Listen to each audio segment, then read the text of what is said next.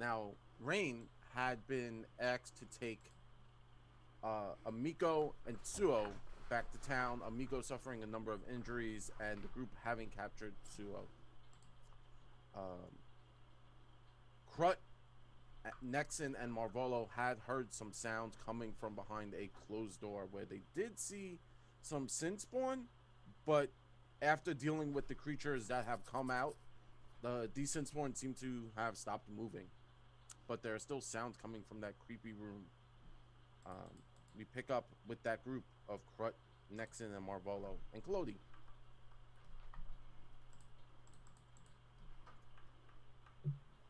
All right.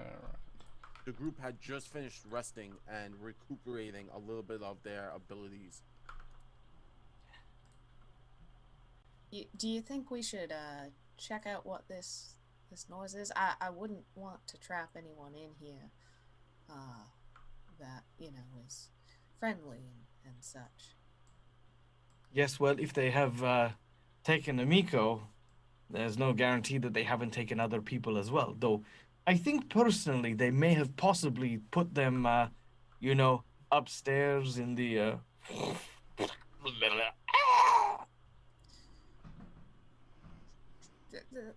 That's true. But it couldn't hurt to look, right? Um, Karat, do you wanna go first? Yes, let's go, shall we? Okay. But pushing past all of the old, wiry muck that Marvolo had thrown out with his number of traps, you push into the door and you see this large chamber, obviously a prison. You stand upon a rickety wooden platform that looks down. There's a bridge that heads off to the right, directly in front of you.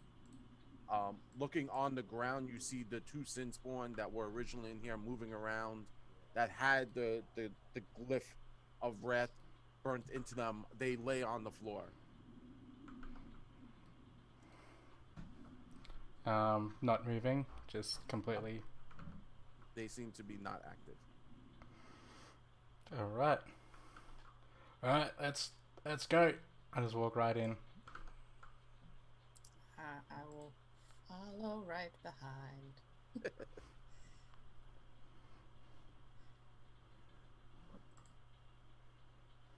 Yeah, I imagine Nexon's kind of like trying to stay in Crutch's shadow, essentially. Yeah, just like ducking behind them.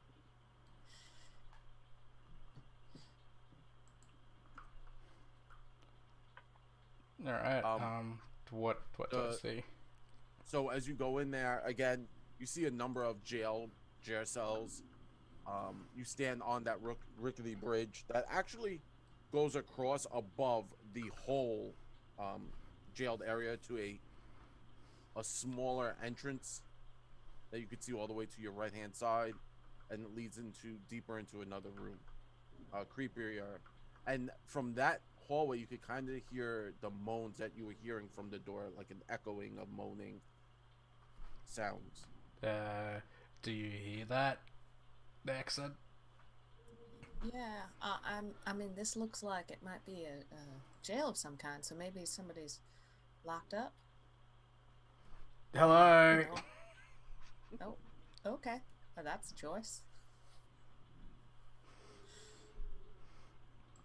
I yell out hello, and Krat will wait for a response.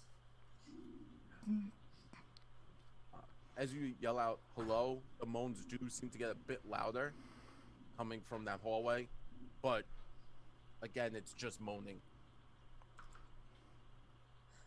Do they sound like humanoid moans or animal moans? Um, it sounds like a human would be moaning. It's just very low, guttural, like anguished. Oh, good.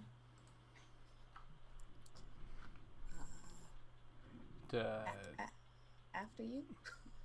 Yep, I proceed to the moans. heading down that rickety bridge, looking deeper into the room, you can see in here, this room is empty. There are 2 doors. You could hear from the door beyond, deeper into that room, the moans coming from in there. I guess I will continue walking. Up to the foot of the room. Yep. As you get in there, you know, again, you see those 2 doors. The moans are definitely coming from the door beyond straight in front of them. The one in front, not the one to the right. Not the one to the right. Shall we keep going? What? Is turning back an option? No. No. And I yes, mean, at proceed. this point. Alright. I stand in front of the door. Should I knock or just open it or?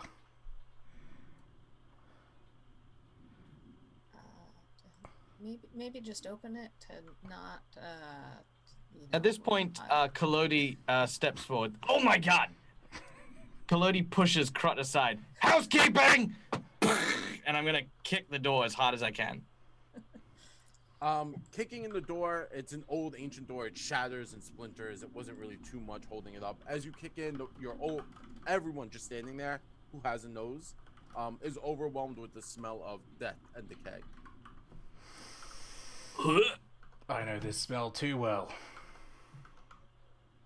Do not. And the moans do increase with the door not being there. I draw my sword and just continue up or downstairs.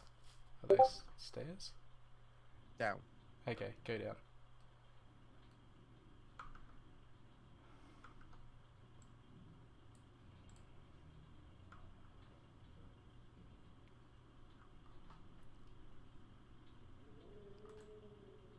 Going down the stairs, you see a number of pits in this room, all covered, and you can hear the moaning coming from beyond those in the pits. Oh. Shuffling and moaning. I think this is the place.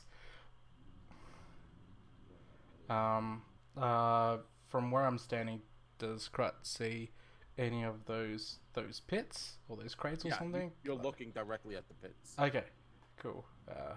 They all have like little hatches on top of them. Nothing, just wooden hatches. Okay, I kind of stand next to one and then just kind of poke it with my sword. Yeah, the wood's old. It's ancient. It's fragile. It shatters in as you start to like poke around. As it does, you look in and you could see a human figure in a small 5x5 square, and it's just kind of bouncing around in there. As the light from the outside peeks in, the creature looks up and you could see into its dead, lifeless milky eyes, and you could see the symbol of wrath burnt into its forehead.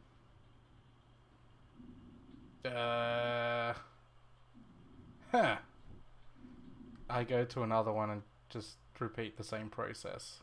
See if there's any. Same thing. Undead, shuffling, grossness. Guys, I found the moaning. Are they alive? They're moving. I'll go and look down into the first hole. Okay. You don't think that the priest and the daughter might be down here? Will we inspect all of the pits? Or crap. Yeah, looking around, these bodies seem ancient. Not too old that they have become skeletons, but they are definitely not the old priest that you remember and his daughter. Does Krut recognize any of these faces, knowing that he's walked around Sandpoint and stuff? Has he seen any of these faces before?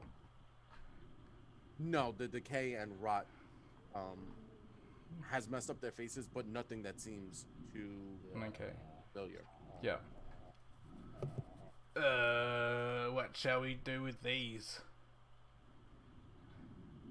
I have no problem just, trapping them in here. Is there any chance that they might get out? How deep is the pit? It's a little deeper than most of their height, so someone would either have to pry them up or they would have to crawl out on their own.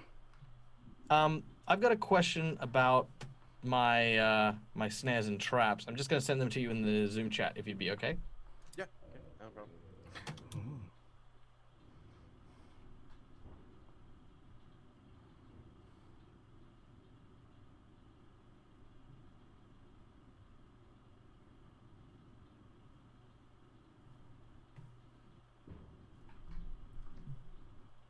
Yes, you can. Okay, cool. We don't necessarily need to kill these things just yet or destroy them. Whatever they are, I think we can perhaps maybe study them. Give me a little time to check their condition. I'll also keep an eye out and see if we can find the bodies of Father Toblin and his daughter. They were stolen from the graveyard and maybe they made their way here, but this doesn't look like a precursor to another invasion. The goblins attacked, and they were at least a lot more threatening than these creatures. Yeah. They look like they're barely hanging on together. Malvolo will go from each of the individual ones and see if he can find the priest and the daughter. Marvolo, as you get to the edge of this hallway, looking down into the pit, suddenly coming from the darkness down the hallway, you hear a scratching and a tumble and a clawing sound. And turning around the corner, you see one of those hideous creatures with the long mouth. And its mouth opens and its tongue hisses. And you see the scar and it lunges for you, hand reaching, and then it collapses onto the floor, gasping for breath. But then we pick up in the town, heading over into the town of Sandpoint. Amiko leaning on Rain as you head back into the town, having bound and gagged Suo. Come on, we've got you. Mika, we have a little bit further to go, and we'll be back in the town, and we can get all of this sorted out. It'll be okay. Thank you, my friend. I'm so tired. I'm sorry. Sorry about my brother. No. You don't have to apologize at all. None of this was supposed to happen. Everything, we're just glad that we got there in time and that you're okay, and we're gonna get everything okay. Everybody back there, the rest of my group will make sure that everything is fine. I'm sure they can handle whatever it is. Right? She's gonna look at you. They can handle it. You know, she looks up and she's like, definitely. Yeah. I trust them. You guys have done so much for us. I appreciate you. No. And then she reaches into her shirt and she pulls something out, and it looks like a worn journal, and she pushes it into your hand. What? And I took this from him when he let me out of my room.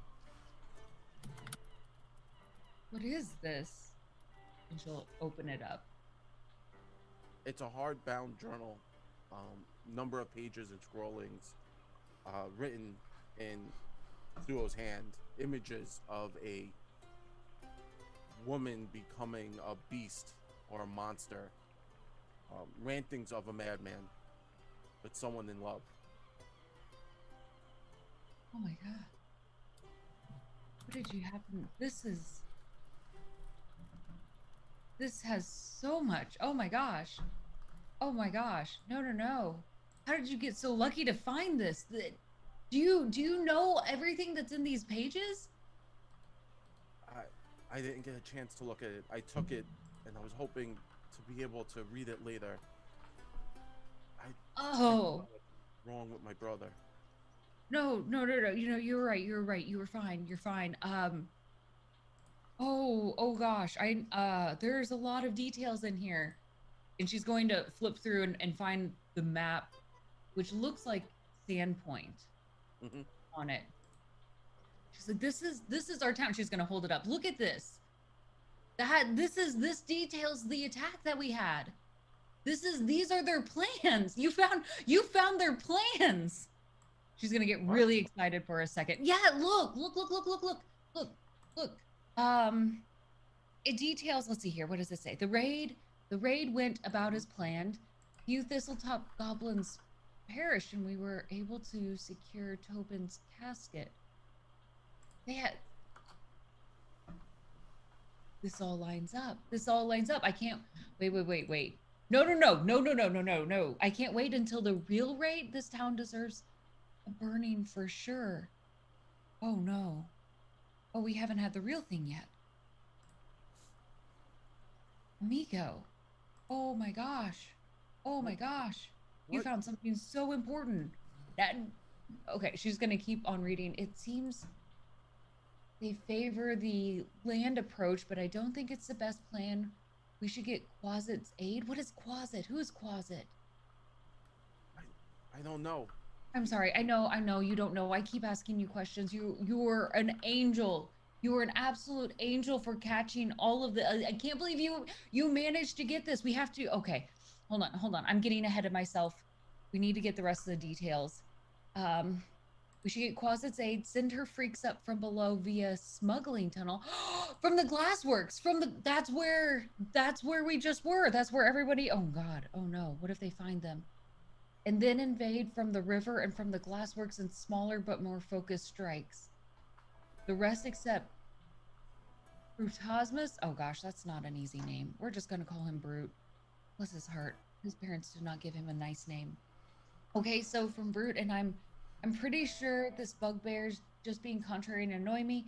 My love's too distracted with the lower chambers to make a decision. Says that once Malfeshnikor's released and under her command, we won't need to worry about being subtle.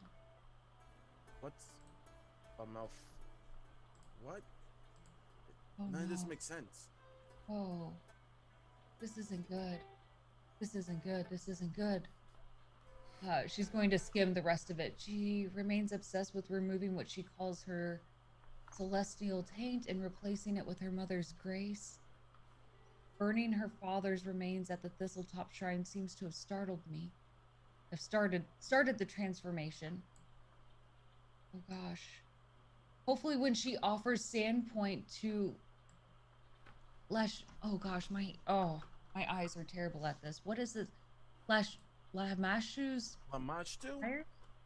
Oh my. Then maybe she won't be as hideous. They're going to burn Sandpoint. Who wrote this again? Who had this journal? That's my brother's. And suddenly the person you have dragging behind you starts to pick and shake. Oh no. Stop. Do I know what, like, he's like physically shaking against me, or is it like involuntary? No, it kind of feels like he's kicking away from you. Okay, no. Okay, I'm just gonna hold on to him a little tighter. I'm gonna squeeze him a little bit. I'm gonna take the book and I'm just gonna bop him on the head. You stop that, and you have a lot to answer for right now. No. Stop that. When are these things going to happen? Oh, she's got to take unbound his mouth. And pulling it off, Sua looks and says, "What? Let me down! Don't touch me, No! beast!" You are not getting out. You are going to explain what is in this book right now. When is this going to happen? My journal? Who gave that to you? That's personal. It's your diary. Don't give me that. What happened? When does this happen? When does what happen? I'm not telling you anything. My No, love. you're going to tell me something, or you are going to get in a lot of trouble.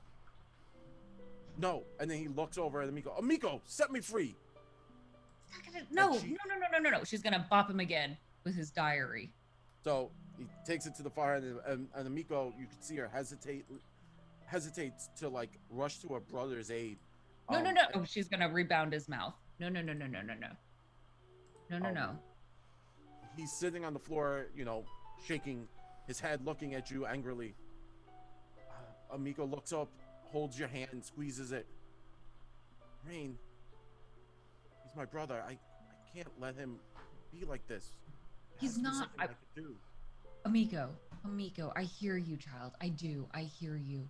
I'm not going to hurt him. He's going to be fine, but he's responsible for all of these attacks. They're going to burn Sandpoint.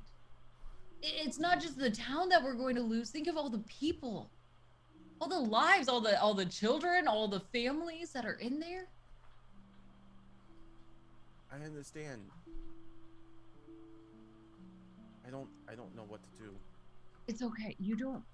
I just need you to trust me. I'm not going to hurt him, but I need him to talk, and I need him to share this information so we know when this is going to happen. I'm going to. Oh gosh, she's gonna look back to where the glassworks was. Like, it's too far back. I wouldn't be able to catch up to them. Well, we'll have to get the guard, I guess. She's gonna pick him back up. I want you to try to get him to speak to you. If he calls out to you, you need to answer and figure out what's in his diary. She's gonna look at him again. You wrote all this down in your diary. You need to tell someone. Clearly, you've been writing it down. So tell Amiko. And maybe we don't have to sacrifice a town for whoever it is that you love. Ugh. She's gonna pick him up. Okay, we're gonna, Amiko, you're gonna talk to him, and we're gonna book it as we go to the town, and we're gonna alert the guards. Yes, at least if they're aware, half of them might be able to do something. Amiko, grasping your arm tighter as you say that. I'm so sorry for all of this. This is my fault. I should have never come here without telling you. No. I'm glad you did. You did such an amazing and brave thing. You're a brave soul. I can't believe you grabbed this. You have done so much. But I'm sorry. But I need you to do this one more thing. All right? Mm-hmm. Just let's just get to town. I'm so sorry. And okay. she starts to sob heavily on your shoulder. All right. Yeah, no, it's okay. You can just keep crying. And she's gonna kind of carry both of them as best she can, like comforting one with like a death grip on the other. Yeah. As you walk into town, you now see the normal archways that lead you there, and you can see the population moving around. It is a nice day out. There's a lot of people out. You could scan the crowd. You'll easily be able to pick out a guard that is kind of walking the streets. Okay. Guard, come over here.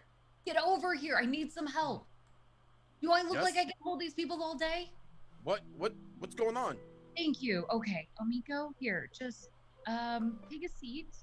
There's a bench over there. Go sit down, and you just breathe for a little bit. I'm gonna be right there with you, and I'm gonna give you some water and some berries, and you just go sit down for a second, okay?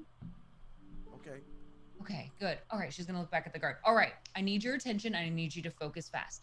We might be expecting an attack anytime soon. She's gonna set Amiko's brother down. Okay, So this little fellow here has a journal, all right? His little personal diary, and it says we're going to be attacked. You know all those raids that we had earlier with goblins? Were you here for that?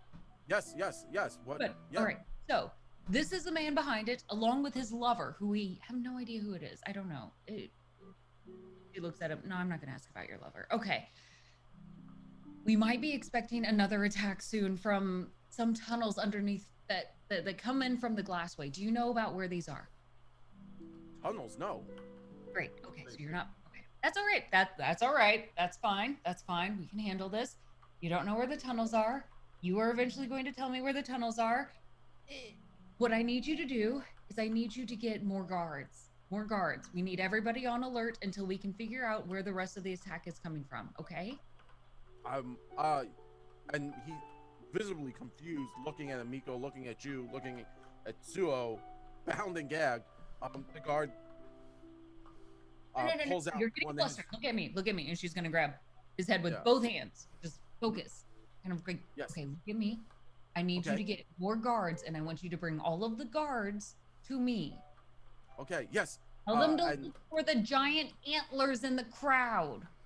yes, and he turns around flustered, and he starts to move away from you, takes like 2 or 3 steps, and then fumbles with a chain and picks up and starts to blow a whistle, which you know is designed to summon more guards. And then he looks at you and then starts to blow the whistle, and that's the best he has. He doesn't know what else to do.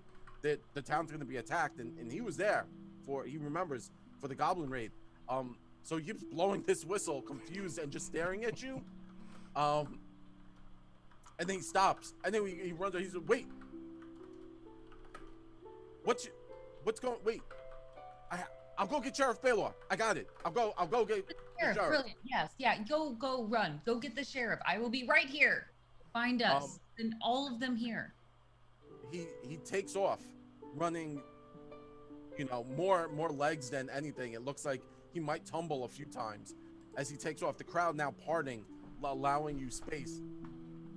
People coming over as you are one of the heroes of Sandpoint, asking, "Are you okay? Is everything okay? Is Miss Amigo okay?" Somebody. Oh, I need a healer. Somebody with water and a kind spirit. I'm gonna look through the crowd. Do I recognize any of them? As you look through the crowd, you can see someone trying to push through, a small someone, and peeking out. It's Bethana, the older halfling. She looks worried, confused. Miss Rain. Perfect. Thank you. What's going Someone I on? know. Come here, please. I need you to do me a great favor. See Amiko over here? She's Oh not my doing- God! Yes. You know Amiko. Wonderful individual. She's been hurt. All right. She's gone through a lot. I don't want you to worry about it. I need you to get her to a safe place. Both of you get to a very safe place, and I want you to take care of her. All right? Yes. Bethana pushes out, dropping her satchel, pushes over to Amiko and helps Amiko to her feet. Amiko, standing, smiles warily at you. And Bethana just says, I'm going to take her to the dragon, the rusty dragon. Yes. Take her to the Rusty Dragon, and I want you, when you get in there, I want you to board the doors up, okay? Yes. Good. Just do that, and everything will be fine, and I will come knocking when it is safe. Okay, not a problem. Thank you, Good. Miss Rain. Thank you. Thank you. All right, next thing. Guards, Amiko, you. Okay, she's gonna sit the brother back down. Just grasp his shoulders. Okay. Okay. You're going to listen. And you're going to follow through for the safety of everyone. Mhm. And I'm going to remove the little thing from your mouth, and you are going to talk to me. Because He's we are going nodding. to figure this out, and we are going to make sure that no one gets hurt, including whoever your lover is. She's going to hold up his diary again. Clearly, Okay. you care enough about to write all this down. I want to help you. Mhm. What we aren't going to do, though, is allow the town to get burned down. And so if we follow through, we are going to be okay. I'm going to remove this, and you're going to tell me where the tunnels lead into Sandpoint. Mhm.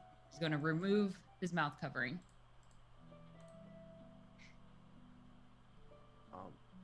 The moment you remove the mouth covering, Suo starts to yell, "Help! Help! This woman has grabbed me! I don't know what's going on! Help!" The crowd that has gathered looks confused, looking at you and looking at this man, this beaten man. Um, they Green is just they gonna don't- stand up and put her hands on her hip, like looking at him like he's a small, annoying child who's just decided to throw a tantrum. Like she clearly rolls her eyes out to the other people, like, I'm sorry. Please, I'm sorry. Look at him. Look at him. I'm acting like a child. I'm sorry. I'm so sorry. and he's bound. He's shuffling on the floor. He's, help, good townsfolk, please help. She attacked me on the road. Me and Amiko. I don't know what's going on. And the townsfolk start to grumble and they're like, wait, what's going on here? I don't know. What's happening? And a few of them kind of start to step forward and they're like, what's happening?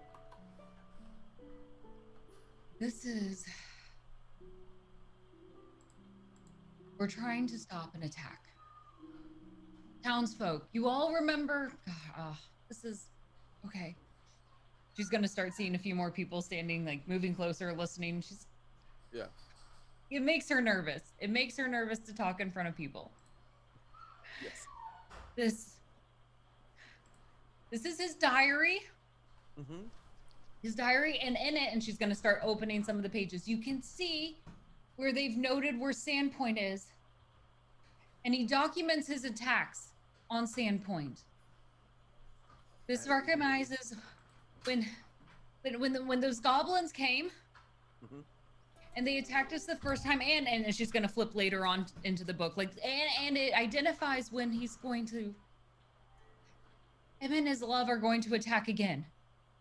I don't want anyone to panic, but they're planning to burn down Sandpoint. And someone in the back hears that and says, they're burning down Sandpoint. No, not yet. Oh. That's not what I wanted to happen. That's not.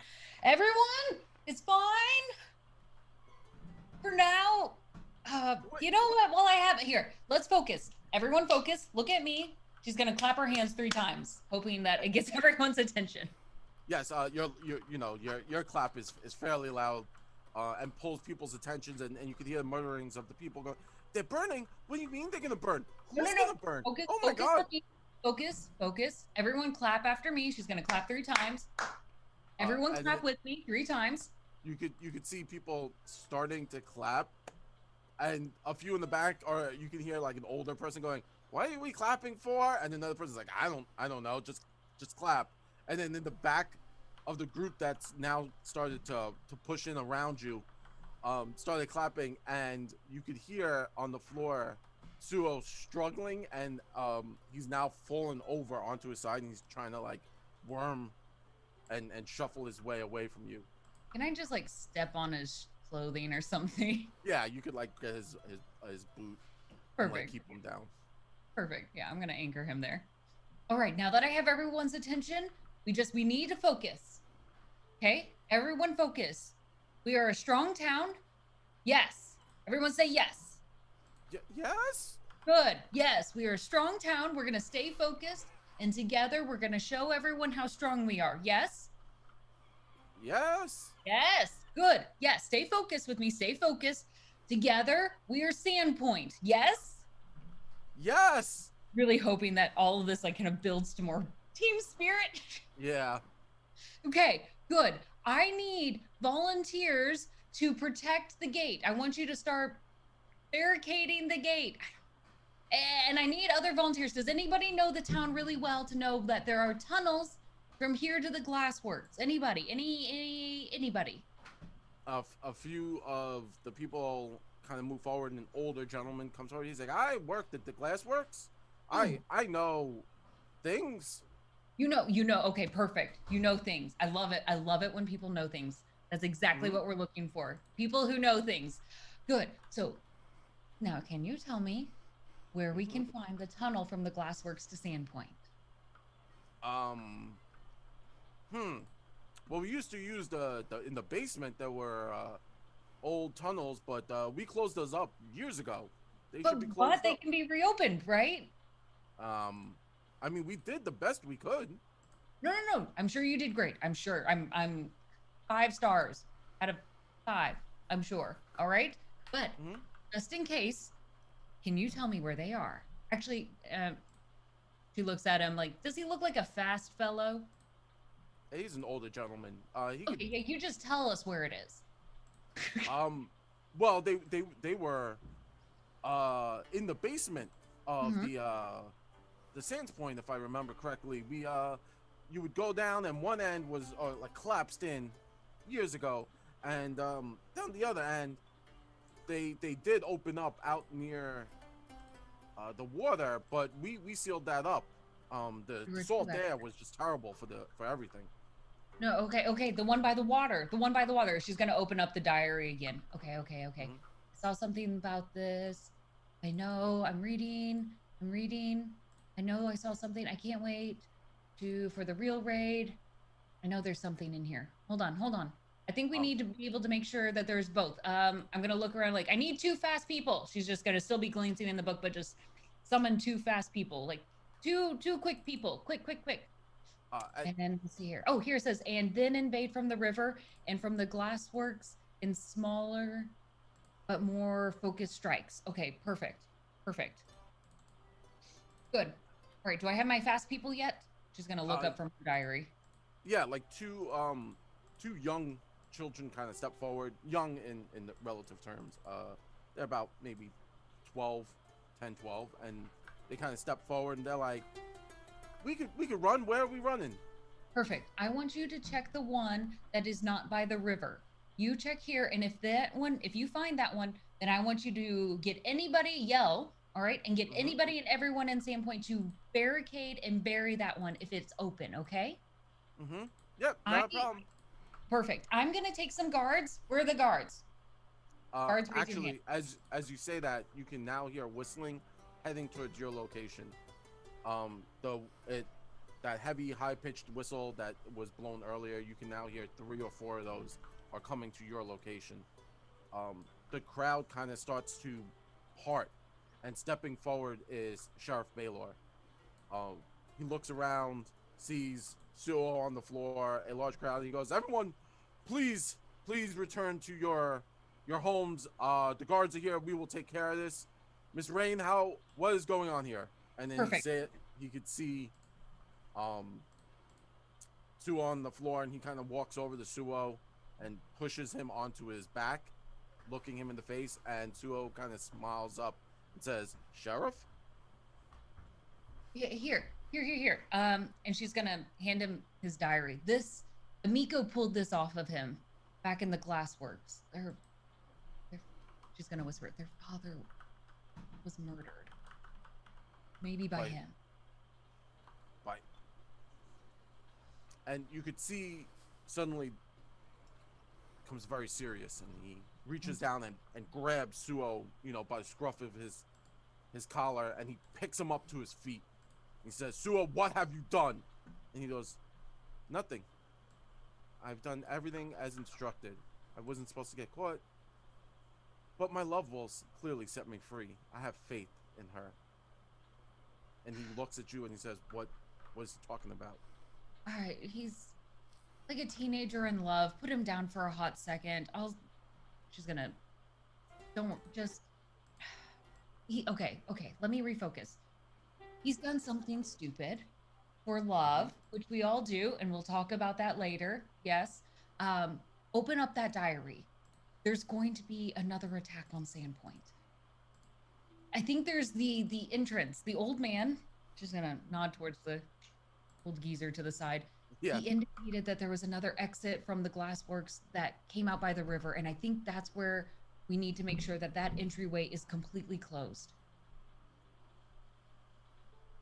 So he looks at the book, flipping through the pages, sees the horrific artwork. He goes, "Okay. I will take this into account. I will take him to the guard station. We'll put him in a cell." Okay. Yeah. Where yeah. are the rest of your friends? They stayed in the glassworks. They're going through the tunnels in the other direction. They're in the tunnels in the other Yes. direction. They'll be able to get out through the glassworks. They will be fine in walking. I love them to bits, but they can walk and they will be fine walking. And they can walk their butts right back out of that glassworks and come all the way back to Long Route. It'll be fine. I'd rather us play it safe when we close it up so the town is safe and they have to walk. That way we don't have any surprises. How about this? I'm gonna propose an idea. You as sheriff, don't let me intrude. But if you stay here as the hub, I sent 2 young boys to make sure the one in town is closed, and if they need help closing it to protect it, give me maybe 1 or 2, and we will go down to the bay, to the river, and we'll make sure that one is closed. Well, as much as I would like to do that, I think we should keep everyone in town safe. Keeping the guards on the premise if they are coming to attack again. The last time we had that raid, you were there, and without your aid, I'm sure the town would have been overrun. So maybe our best bet is to keep the guards and everyone in town. I appreciate your work, but sending people out, sending guards out seems a bit aggressive. But if we can stop them prematurely.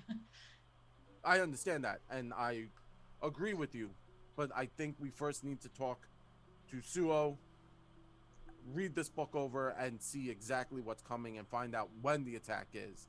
Because if we can find out when, we don't have to spread ourselves so thin. Putting guards and putting yourselves at risk seems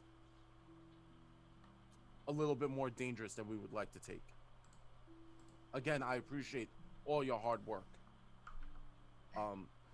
With that, he kind of takes Suo and he hands Suo over to 2 other guards. The younger guard that you met previously,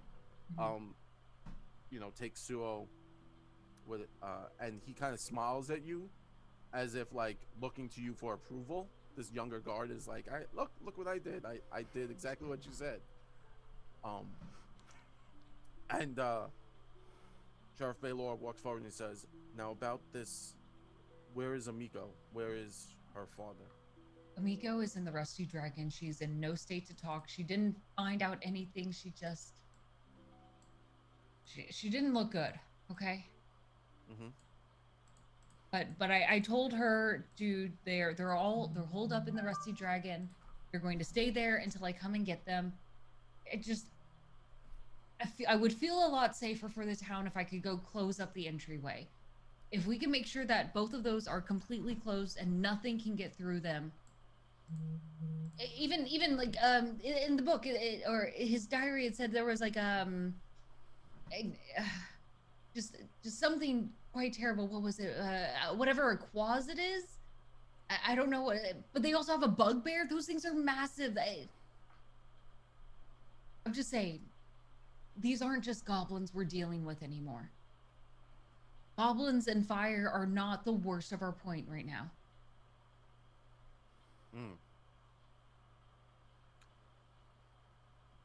I don't know what a quasit is. I'm not 100% sure. I don't know. I understand your concern. I think maybe our best bet, like I said, instead of rushing and trying to spread ourselves too thin, and again, that's a great idea and a great plan, but we need to know when they are going to attack and what kind of force they are looking at. And he kind of flips through this journal and he looks and he could see that they're talking about bugbear, and he goes, I know this name, Brutasmus. I know it. I know someone who knows about this. Why don't we do this, Miss Rain? Why don't you collect the rest of your group? Come see me after you have everyone and we can figure everything out. I'm going to get my contact for Brutasmus. And we could figure everything out. And if we need to, we'll send guards. I will send 2 guards to find those kids that you sent out, and I will post the guards there. But besides that, I think spreading ourselves too thin without knowing exactly what's going to happen is a little rash. And I appreciate everything that you've done. And then he kind of looks at you and he says, and I hope you did receive those badges. Those do give you a little bit more leeway with everyone. And do you have your badge showing? on you? Anywhere, I guess? She No. does not, but she'll She does not. Yeah. quickly pull it out, Yeah. and she'll put it So- on her belt since that seems to be more visible for people at that level. Yeah. So he looks and he says, "Oh, good, good, good. Yes, please keep those visible because when you have situations like this, people will respect the authority of the badge and then won't panic as much when you are talking to them. I'm You did sorry. a great Yeah. job, and I appreciate you, and I appreciate everything your group has been doing for us. Now why don't you go to the Rusty Dragon, relax, or head back and see if you could get your group, and then come see me in a few hours after you've rested up and talked to each other and figured out what's going on." Right. I'm gonna go find my friends. Yes. I'll just. Do you have a piece of paper? I'll just write a little note to Amiko, okay? So he shuffles and he pulls out like a little notepad and he hands it to you. Perfect. She's gonna write real quick. Amiko, I'm running back to the glassworks.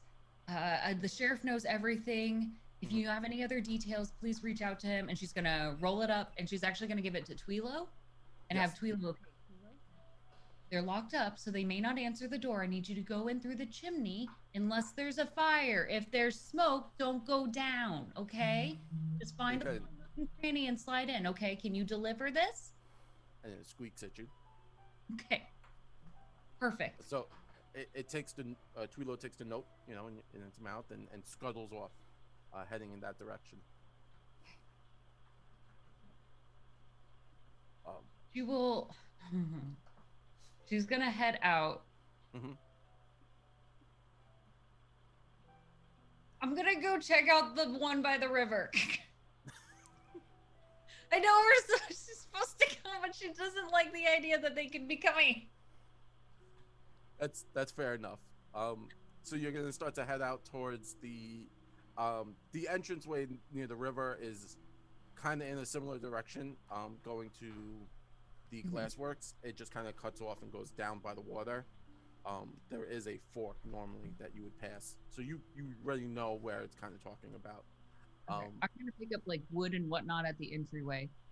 Maybe Sure. So you're heading down, and you could see what the old man was talking about. That they did seal it up, and it's brick and mortar, and it has been sealed up, and it looks fairly okay, you know, normal stuff.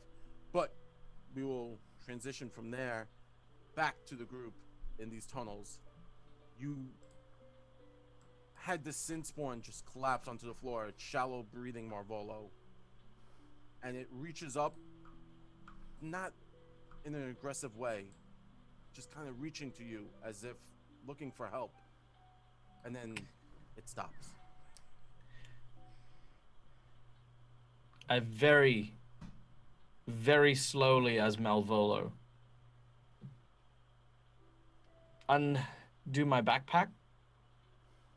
A deep swallow. I pull the backpack in front of me. Mhm. Breathe deep. And I hit it in the head over and over again. Die! Die! Die! Die! Oh my god! Oh my god! It came right at me! It came at me in the dark! I don't like it! Yeah, you start to get in the head. Hello, I'm coming, boss! I think it's dead.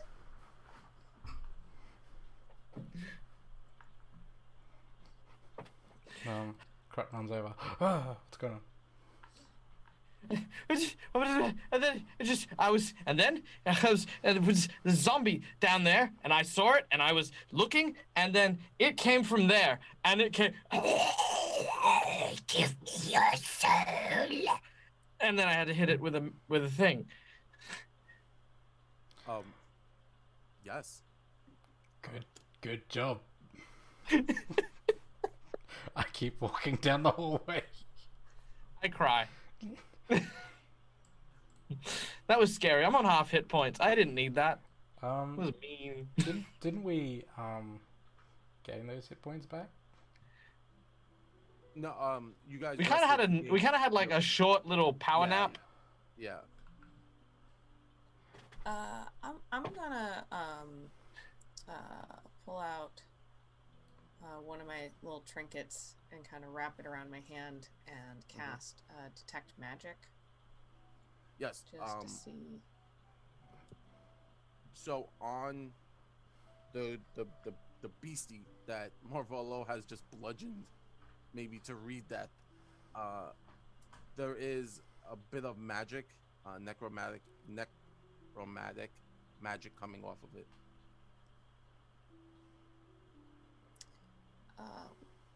Well, it certainly something undead about it.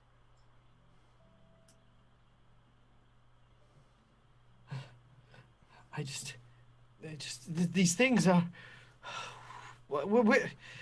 Are they coming from here? Is this, and why is it looked like it was dying?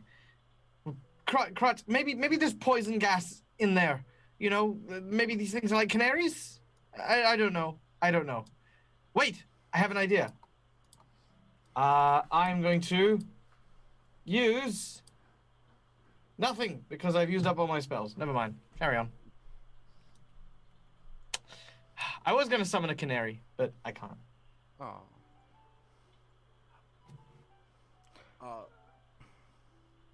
Looking around, you realize that probably there is no poison gas down there. Next thing you realize that like the gas would have filled up into this room. This is more of like the magic is coming off of the creature, and it's fading very quickly.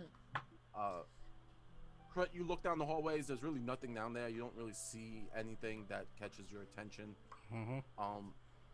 As you pass by this creature that's on the floor, you see that it has scars on its back, and it has around its wrist the similar chains that you once had around your wrist when you were taken to the gladiatorial arenas. Krat stops and leans down and carefully inspects this, or whatever remains left of it, a bit more carefully, or more attention. Yes. It's besides what Marvolo did to its face, this creature seems to have been down here for years, thousands of years. This turning it over, it has tattoos on its back. That's it. You can see the symbol of the Runelords, but this isn't burnt into it. Their tattoos, and you could see the one that is of wrath is kind of faded out at this point, and it seems that you're now realizing you could kind of connect the dots that whatever you guys did in here has stopped these creatures from running amok. Knowing what the scars and the chains are, I kind of rest the corpse respectfully on its back with its arms crossed, and I just give it like a moment silence before I just get up and continue walking.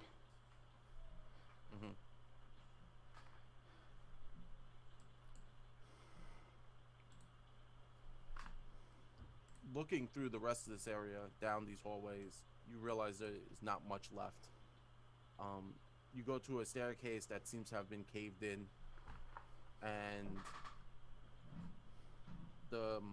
there's nothing left. The end of the hallway where there would be a door, it looks like it's rotted and the room is empty.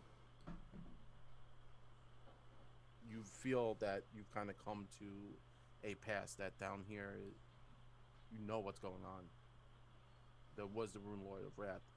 Her magics kept these things alive at one point.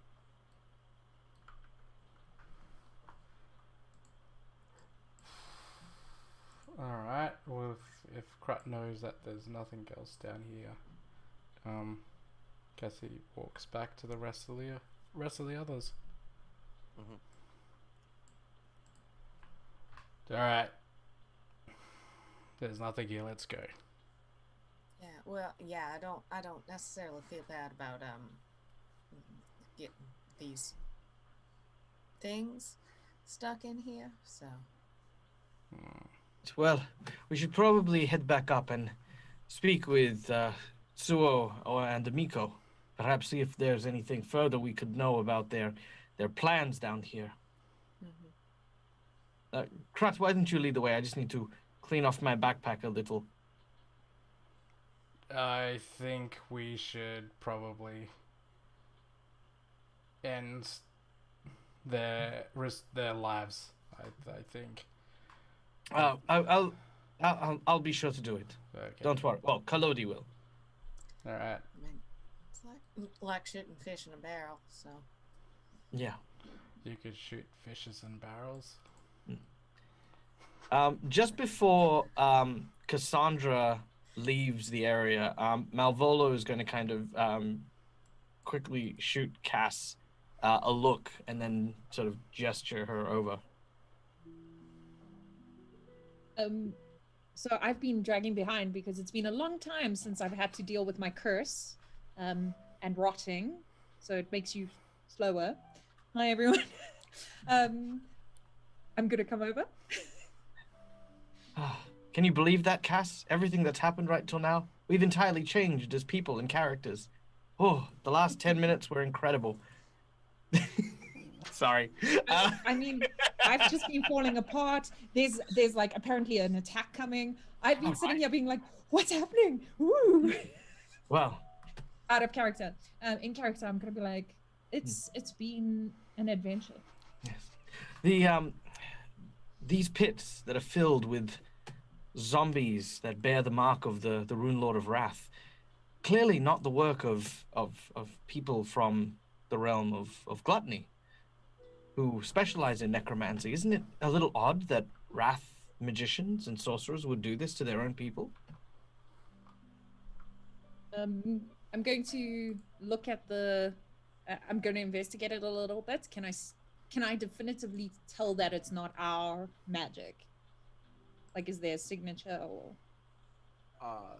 You could spend a few moments and you'll realize that this is just basic necromancy magic. It's not your flavor of necromancy. And do we see the quartz that we took from the necromantic from the skeletons previously in the smooshed up body? Oh, and the one that Marvolo just killed with his bag. Yeah.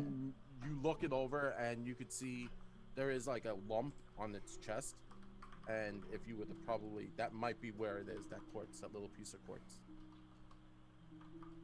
I'm gonna check if Krat's not looking, and then I'm gonna dig for the quartz just to see if it matches. Sure. It's not hard to get to, and you're quickly able to pull it out. The quartz, it's similar quartz. It's kind of like used for the spells now. The way you did it was different. You understand its use, but it's definitely different. That can't be sanitary. And then I hold up my wrists, which are like sort of rotting and probably look worse than the sternum. Yeah. Redundant. Never mind. And I'm going to say, it appears that it's potentially the same people as in the chapels, cemetery. Also, the magic it's very basic necromancy, so as you said rightly, not from Zinka Stash. I wonder if it's someone from this time performing the magic. Yes. Well, should I put them out their misery? Well, I was actually going to ask if there was anything that you could. I mean, I don't mean to assume, but I mean, one does not look a gift zombie in the mouth, as it were, and if I mean, fighting against the goblins, if these creatures are as wild and seemingly mindless, a small army of zombies to fight against a goblin raid might not be terrible deterrent. And Um, we could be like, oh no, zombies who are attacking the goblins. Where did they come from? Who knows? um, I I hear you. Um, uh, that's going to just draw more attention to necromancy, which, Yes, no. despite my state of being, we want less of. Okay. And B, and B, converting control of all of these zombies is far out of my capacity at this moment. Okay. All right. Well, in which case, yes. But not a bad idea. Well, Very, do we want? very Well, Zingastash of you. well, I mean, I just think about all the effort it would take to kill all of them, and I just think what a waste if we could get them to do things for us that we then don't have to. That's very Zen halastish. Um, but yes, if that's how we feel, then shall we put these out of their misery? Yes. And then I can only cast it. I only have one more spell. So I'm going to wait, hold on. Is it a cantrip? If it's a cantrip, then I'll do it for all of them. Let me check my abilities before I make comments. So quickly, I'm gonna steal the conversation because I have to thank Do Raven, and they gave us a plot twist. So thank you very much. We really appreciate it. Thank you so much. And as you reach down, Cassandra, to kind of play with this crystal and to, pull it out of the chest, you start to get a fleeting glimpse of what was going through this creature's head at its time of conversion. And you can see it was scared, terrified. There were chanting and songs, and there was this impish little creature above it. There was horrific dais with this monstrous goddess with a jackal head and a bloated body. And glimpses pass through your eyes of this creature and its fleeting moments, and all of a sudden there's a glimpse of a fiery red-headed woman standing proud but full of rage in her face as she brings down this weapon into this creature's chest.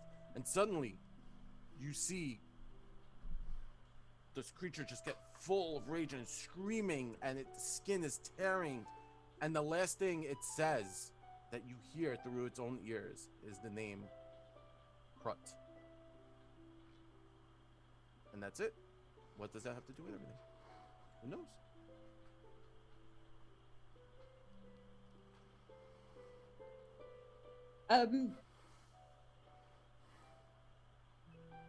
Oh no! I don't know what to do. Kaz is also okay. Was the calling out? Was it like a no, Krat, how could you betray me? Or was it a Krat, my friend, I wish you were here? Could I it's more I guess it would be more of the latter. It was like a guttural, the last thing it said was the name Krut. And then the vision fades and you can feel the rage just well up inside you. Like you've taken on that rage a little bit. It's anger. It's you're angry at everything. How could a friend leave you in your time of need? How could these people be here? How could all of this be here? Why are you here? And then the rage kind of subsides away from you. But it's still there. You still know what this creature felt in its last moments.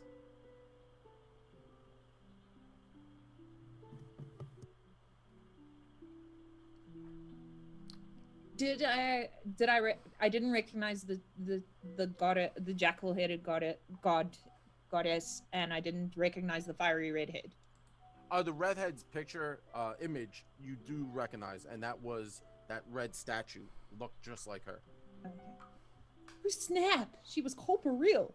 Okay, and she's got a wrath staff. Okay. Okay, Krut's already down the corridor. Yeah, Krut's moved on. He's taking Nexon, and Kolodi's kind of, I'm assuming at this point is gonna wait around because he's gonna be stabbing the zombies in the head. Yeah, as soon as I see Kolodi, like, I imagine casually stabbing them. Very casually, very casually. Okay. Dun, dun, Yeah, dun, dun, dun, dun, dun, dun. I'm gonna shout and let the rage and the rage is gonna. I'm gonna be like no, and then I'm gonna say, I'm so sorry. There's a better way, and they don't deserve that. And then I'm gonna. It is a cantrip, so I'll do it for all of them. I'll do disrupt undead, Okay. and try and ease their path gently. Okay. Yeah, it goes off, and there's not much to be done. You can feel you're kind of pushing their spirits out of their bodies, and you can hear, everyone kind of hears the crystalline shattering of those corpses as the energies dissipate from them, the necrotic energies. And then I'm gonna apologize to Kolodi, and I'm gonna say to Malvolo, what was done here is not how necromancy should be done, and it is an abomination. And these poor souls were dragged through this, and I worry for the previous priest and his daughter's souls, and I worry for Krut, as I assume these were all his friends. I have something to tell all of you, but I think we should leave this place and bury it as soon as we can. Wait, these were Krut's friends. Why would he? And I just kind of looked down the corridor and realized that, Krut is it's showing his emotions has never been his big thing. And, just understanding that he might have recognized some of these people and simply not said anything. Malvolo's kind of got this, I understand what it's like to conceal, not feel. I get it. I understand that. Built here. It's fine. We should finish up and catch up with the others. Yes. So I'm gonna just keep casting it as gently as I can, and then, yeah, if Kolodi moves to help me, I'm gonna be like, "Don't touch anything," and then I'll follow and catch up with everybody.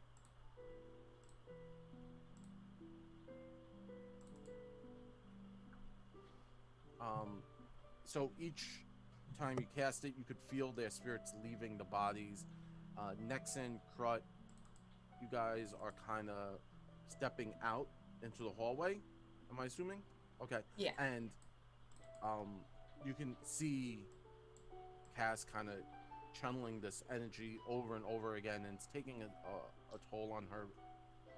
Well, it seems like it's taking a toll on her, not physically, maybe a bit emotionally.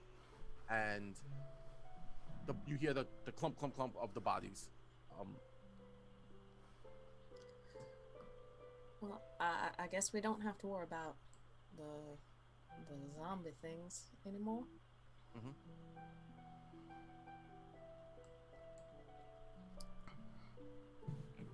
So, after Cass, you've taken care of those little ghoulies in those cages. Nothing's left here. You did take that time to figure out how you would collapse Marvolo, how you would kind of take the time to collapse the tunnels, so you have that knowledge. There's seemingly not much left down here, besides heading out and catching up with your friend Rain to see how she's doing.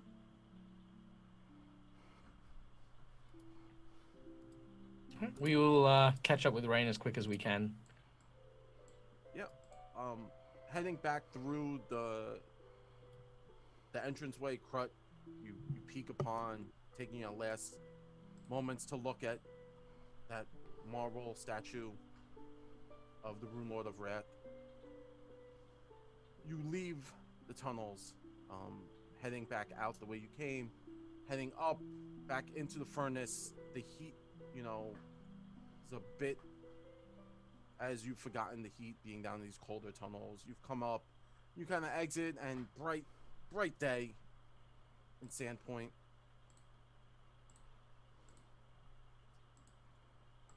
Not much is going on. You're outside the glassworks, heading down the road, and as you do, you spot your friend Rain heading up from this down by the water area. Mud on her hooves and on her hands as she seems to have been doing something. Rain, you can see your friends heading down towards you. Hey! Oh, over here! Over here! Over here!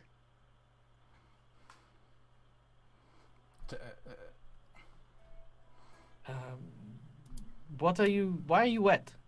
Oh, no. Little story. There's actually some tunnels under the glassworks that lead to Sandpoint. Yeah, I was checking them. Well, one of them. Apparently one of them leads out to the river. I had a hunch and also a diary that led me over to that said that they would attack Sandpoint through there. So I was just double checking to make sure that it was closed. Ah, I see. Well, Yeah. Funny story. There's also like old temple under the glassworks. Temple? yes. Well, we found a temple to the Runelord of Wrath. Malvolda kind of says this a little bit, hushed.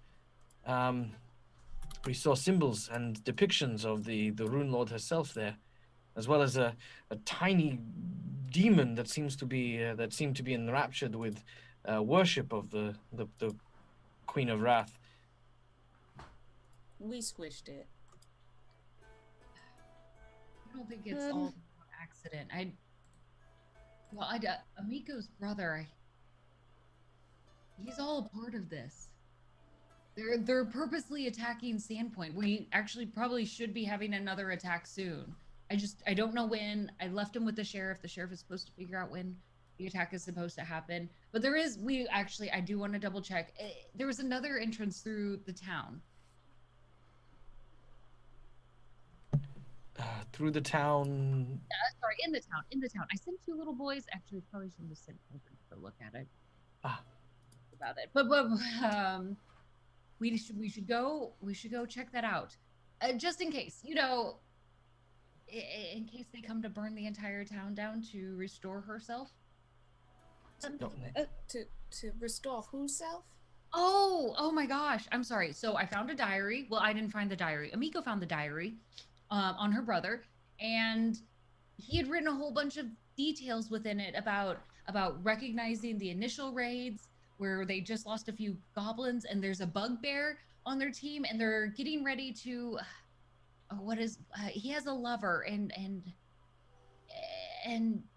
she's trying to release, what was it, Malfeshnikor? Release Malfeshnikor so she could get rid of her celestial taint, and return to her beauty of sorts. They're going to sacrifice the town. They're going to burn Sandpoint down to try to release something. Also, there's I have no idea what a quasit is. I can find you the diary. I gave it to the sheriff. That might be easier. Yes. So, perhaps a funnier story. As an aside, is none of the names Rain said ring any bells, or like it's the jackal-headed vibe?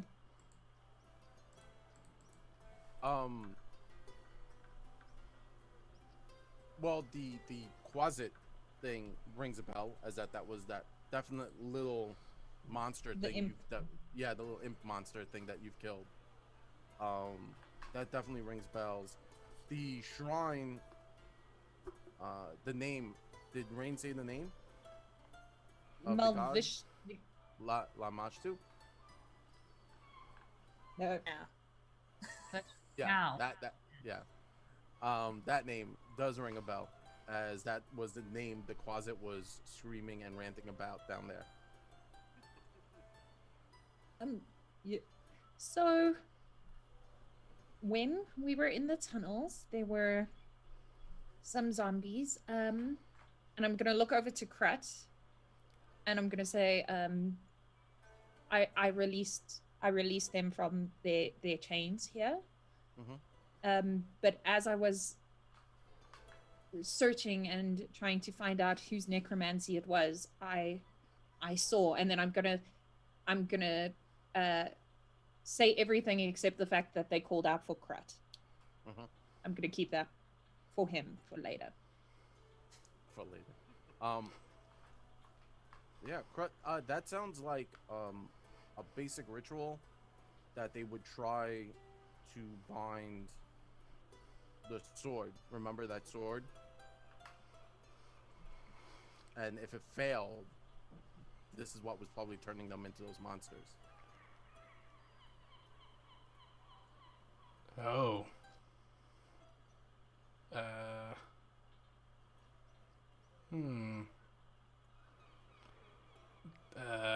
That sounds familiar. Oh, have you encountered this before? Yes. So I never actually. Yeah. It's hard to explain. There's like a ritual, and there's this sword, and they try to find a new warrior, and if unsuccessful, then they would die or something. By what Cass was saying, it sounds like they were also went through the same process that I went almost. Yeah. Before I was teleported.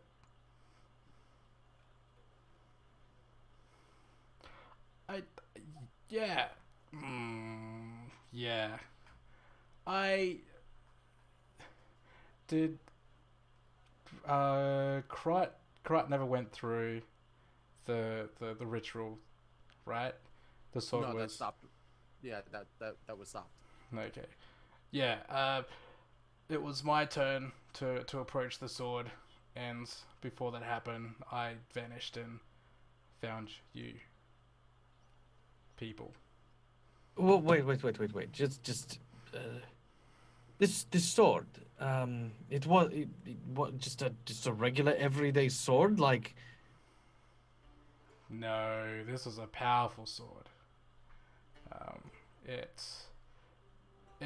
was owned by a very powerful warrior. I forgot the name.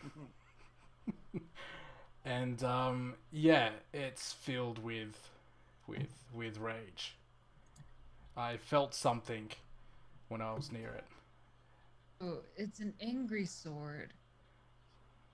And you go through a ritual to be able to wield it? Yes, so no one could have possessed the sword without dying, so they had to go through.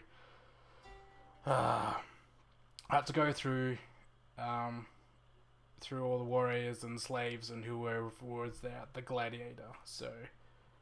You are speaking of Gavok. Yes.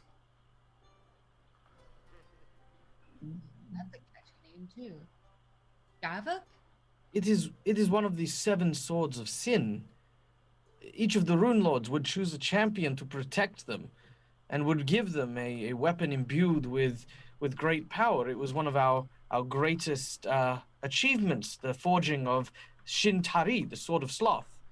It was known that 7 other brother and sister weapons were created as well by the other Runelords, but this is the first time I've ever heard of, well, met anyone that was chosen as a prospective.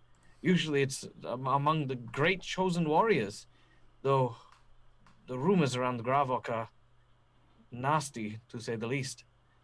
Yeah. Brutal. My family specialized in, well, craft, building traps and weapons and the like, and we have heard of such a weapon. Gavok was a sword bathed in the blood of warriors. The name of a gladiator was forged with the weapon after many were killed, including its wielder. And even among our craftsmen, there is words of cursed blades, and Gavok is said to have drunk more blood than most weapons, and that was when it was newly forged. I could only imagine if such a weapon was... Whew. So are we dealing with the terrible wrath sword now? Did you all find the sword down there? We didn't find it.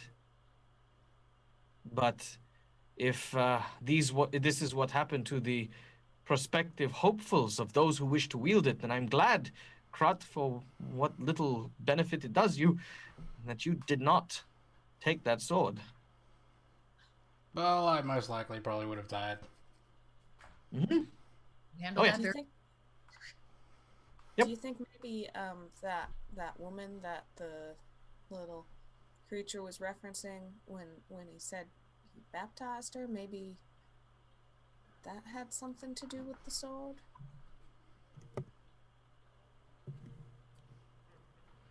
Perhaps. Maybe. It is very hard to say. I mean, she didn't seem to be particularly tied to, well, us. Her recognition of your spell, Nexon, when we cast in front of her, she only identified it as a different type of spell. She knew not of where you came from or what citizenship you might be. If she were from our time, then she would hold these beliefs and these boundaries true, but she didn't seem to recognize us.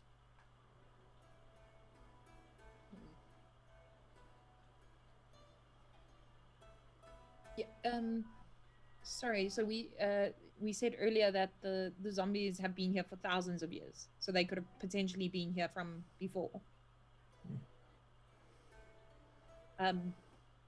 Yeah, I'm going to look to everyone and say,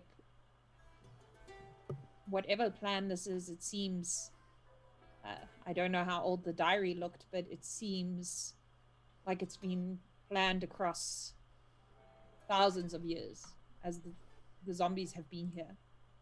And why wait till now?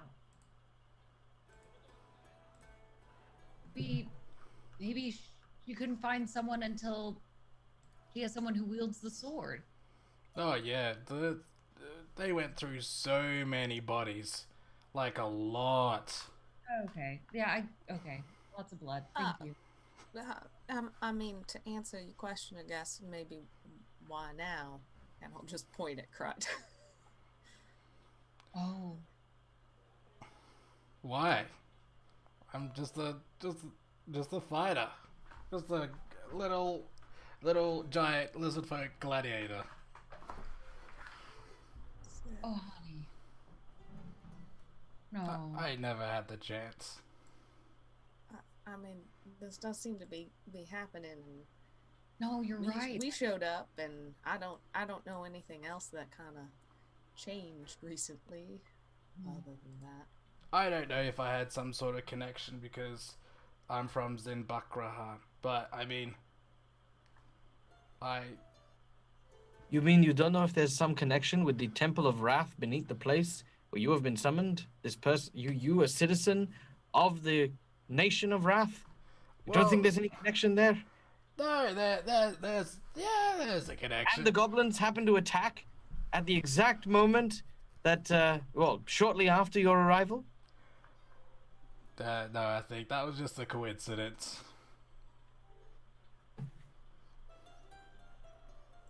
One's in denial. Malvolo is going to start pacing nearby. You know, all the cogs in his head beginning to whir. Malvolo hates the idea of destiny and hates the idea of, you know, the stories of the quests and the legends. He always found like stories about knights who climbed mountains to slay dragons exhausting, and now he feels like he's in the middle of one. You know, I don't really think there is much of coincidence.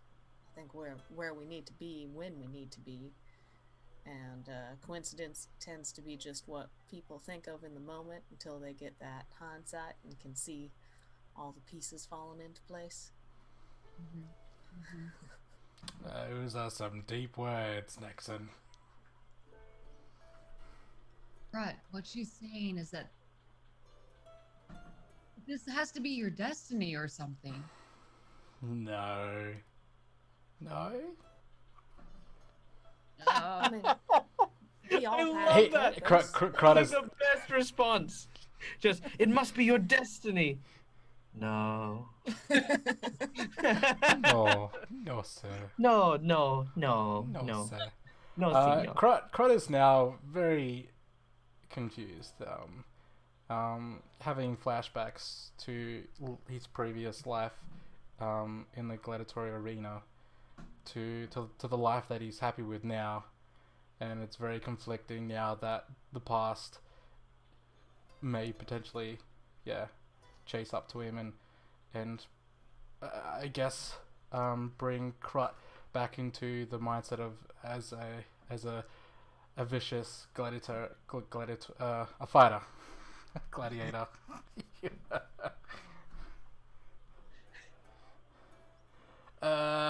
We should probably go, right? We're gonna go check out the tunnels or something, right?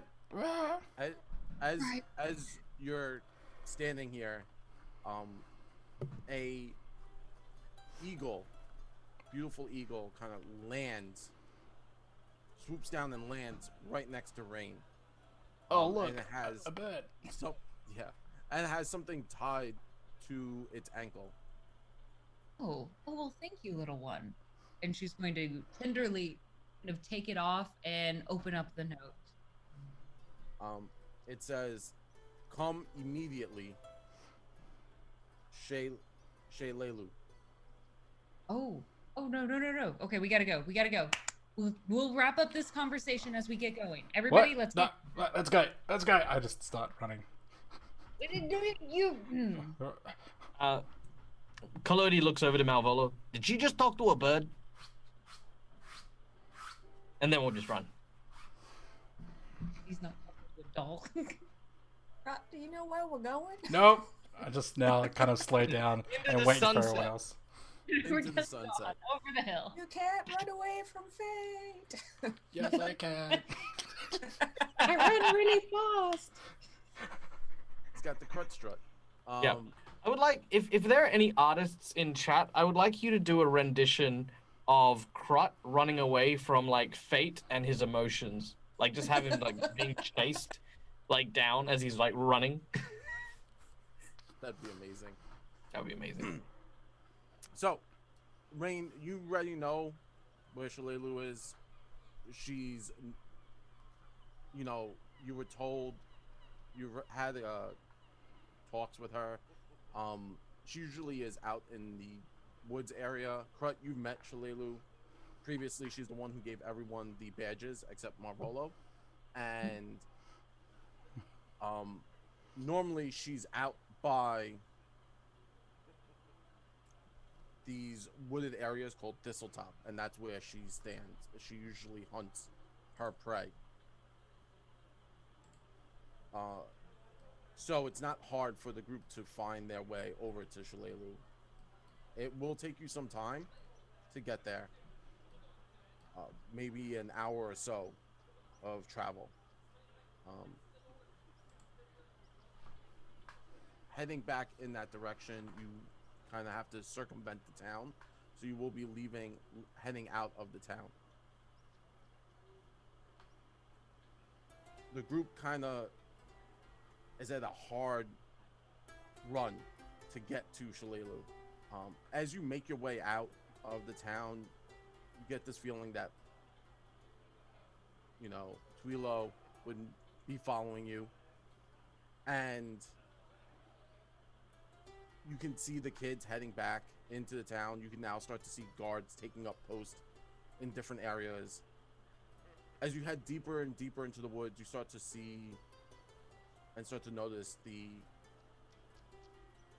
just doesn't have that same feeling anymore.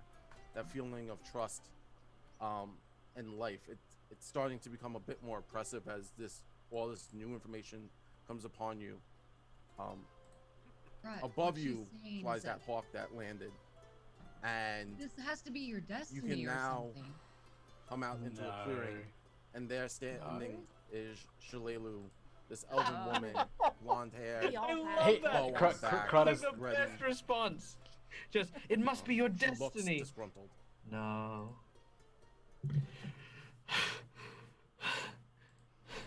I don't know why we ran all this way. Running is good for you from time to time. Come on, Mhm. buck up. It warms the body. Maybe you should go on runs more often. Sure. When they rename my nation the Kingdom of Sprints, I will consider it. Oh my god. I'm also barely. And I've been like trying to wrap cloths around my wrists to like try and hide things. And it's sweaty. And like it smells ever so slightly stronger of decay. Because I imagine sweat and decay together. And with the flower scent on top, guys. Beautiful. Mmm. For your Potpourri. Sunday. There's a smell for you. All of it mixed together. Yeah.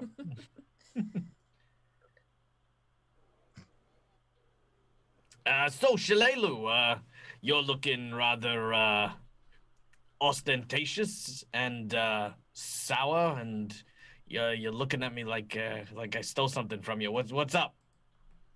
Shalelu pushes past Kalodi, walks up to Rain, Hey.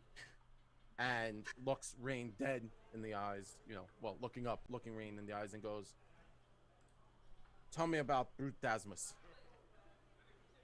Asmus. Brute I Dasmus. just read about him in a diary. Who's Actually, Yeah, I know. Baylor told me. That's why we're out this far. yeah, the bugbear. Yeah, what's going on? They're supposed to be attacking Sandpoint. He's trying to release He's it. attacking Sandspoint? Well, not right now, but they're supposed to. It was written in a diary that they're supposed to release Malfeshnikor. I don't know that name. But Brutasmus I know. He's my quarry. We have to hunt them down. Oh, well, I guess that's perfect. Nice timing. Apparently, they're supposed to. There was written in a diary, the one that I had given the sheriff, that said that they were coming to do a series of small attacks, and then they would eventually burn down Sandpoint as an offering to release it to start whoever's transformation. I don't know anything about that, but Brutasmus, he needs to go. He's my prey. We I have mean, to I go find him. have him. I'm not trying to hide him from you. No, I know. I'm sorry. I'm getting ahead of myself.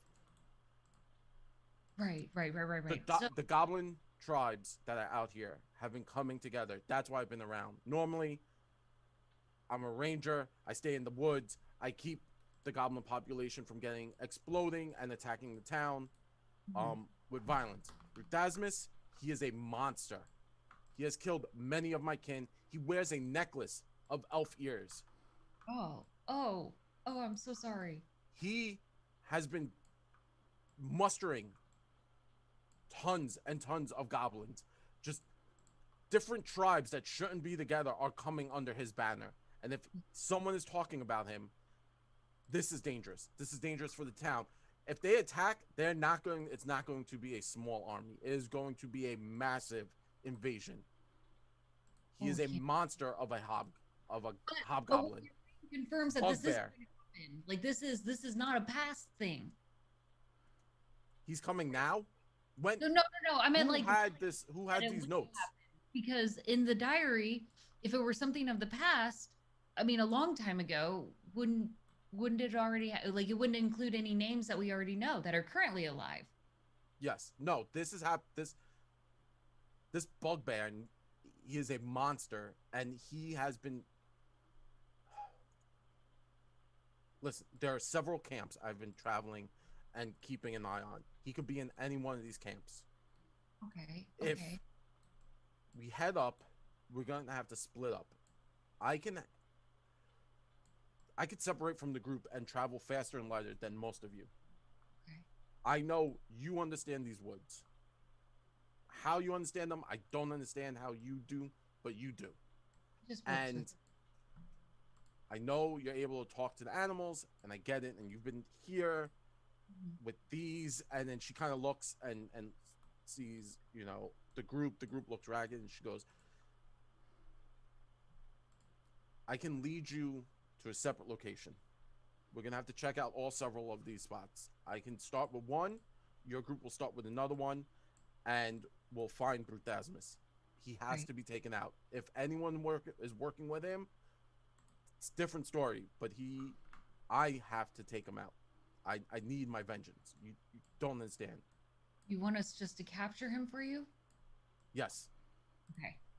Okay. She's gonna look at the group. Capture, no killing. She's gonna look exactly at Crud. Capture. Anything else is fair game. Whatever's going on in your town, you could figure it out. My job is to get rid of this hateful beast. He's not even into. Just Okay, gets my blood boiling. Okay, this sounds just terrifying. Do you know anything about the bugbear? Like, or you know? Brutasmus came to power many years ago. I've been hunting him through different lands, and every time I get close, he slips through my grasp. Okay. He all right. mocks me with the ears he wears around his neck. Those were friends of mine that I knew once. I'm sorry. We'll Listen, find you. If Whatever's you going on, direct us we in the need to one figure it out. first, we can happily do that. Okay. These tribes, this is just terrible news. Look, let's head out. We'll figure out the different locations that they could be at. Okay. Is everyone okay? And she looks at peeking out around you, sees Nexon and Marvolo and Cass and Crut and Collodians. She looks at you. She's like, is everyone okay? Can you handle this? Is this going to be too much? Should I get guards? They're just going to make a mess of things. He'll hear them coming. I mean, we're not really fresh right now. I am gravely injured. At the back, because I've tried to stay away, because I know I smell really weird, and she's gonna see that wrath is gonna bubble up, and I'm gonna be like, no! And then when she looks, I'm like, no, Yes. I'm sure we can do it. I'm good to go. Krat kind of holding his side with him only having 1 hit point. Well, if we take a little bit of time, I can get us all up to a workable condition. But I think if we were perhaps to spend the rest of the day finding out what these locations were and scouting them in the morning.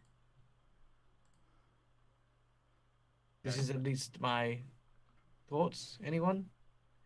I know, vengeance might be about striking while the iron's hot, but sometimes you must let metal and rage cool in order to make a valuable weapon out of it. Also, you kind of need an iron, and I think a bunch of us are all out of irons. Looks around, she goes, fair enough. Rest up tonight.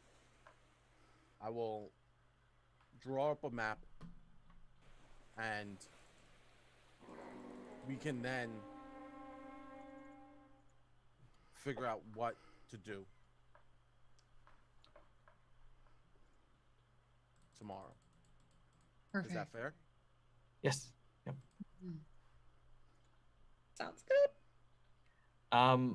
Malvolo will start to make camp and Collodi will make camp. Malvolo will start treating everyone's injuries.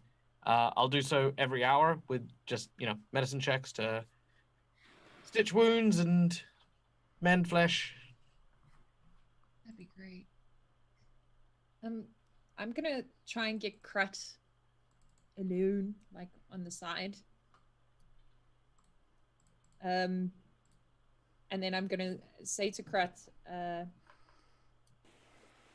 we're here now, and we can change and control what happens to us. Yes. The gods don't control us. No, we control them. Somewhere maybe in the middle of that. Also, and then I'm gonna say that I knew those people in the tunnels were his friends, and I'm just gonna say, just know that, just like you have friends here, you were missed. And I'm not gonna guilt trip him. I'm just gonna say his friends missed him, and we'd miss you. So don't go picking up any angry swords. Wait, what are you talking about? So, funnier story, from earlier. In that vision, your friends called out for you.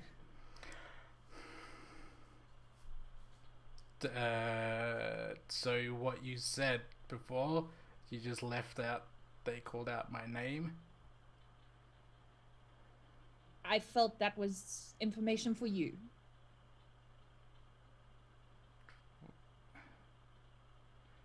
Was he there when?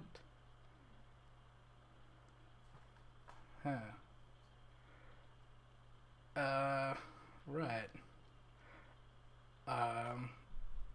I'm just gonna sit down and think about some stuff. I'm just gonna be over here. I'm gonna sit. And then Crutch just awkwardly kind of slowly walks away and just sits down on a tree and just stares into the sky. I'm gonna also be on the outskirts. I'm gonna try and give Crut privacy, but I'm also gonna try and not stink up the camp. So I'm gonna be like, I'll just be here. Malvolo will go to Nexon. Nexon, I know it's been a long day. How are you holding up? I'm just fine. Could use a little bit of a nap, but It's been how about you? revelation after revelation. The dream of one day being able to return to my bed where I can continue to rest and ignore the town still eludes me till this moment. Cassandra seems to be in a bit of a way.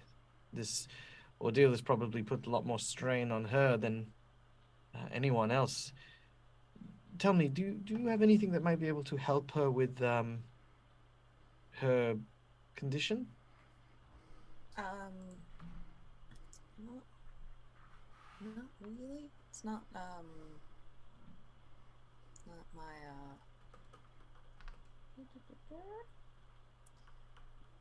I mean, I could make her a nice scarf. Well, I have some small supplies here, formaldehyde and other chemicals I can use to clean and dress. But of course, there's only so much I can do to be able to help with things of a more costuming nature, should I say?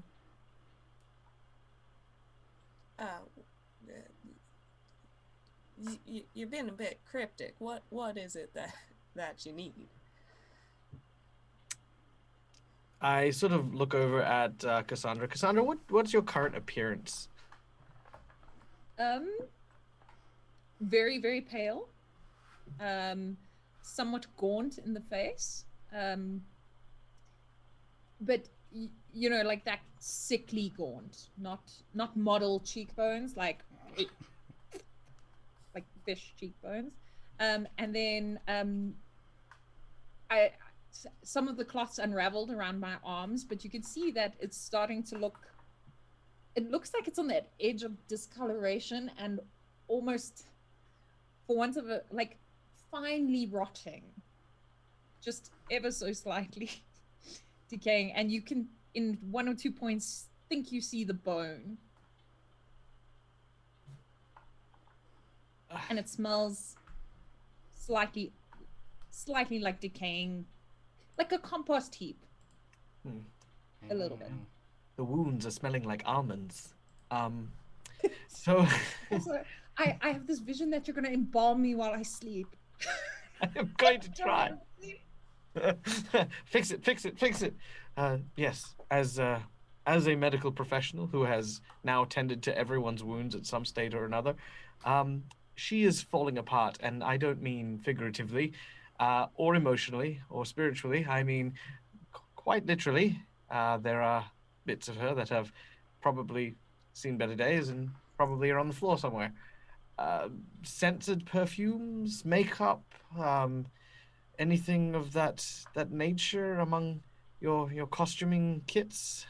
I'm just gonna kind of like pull out my bag and like pull out a bunch of like half sewn, half knitted various things and be like, well, I do have some lighter fabric that might work for as a veil.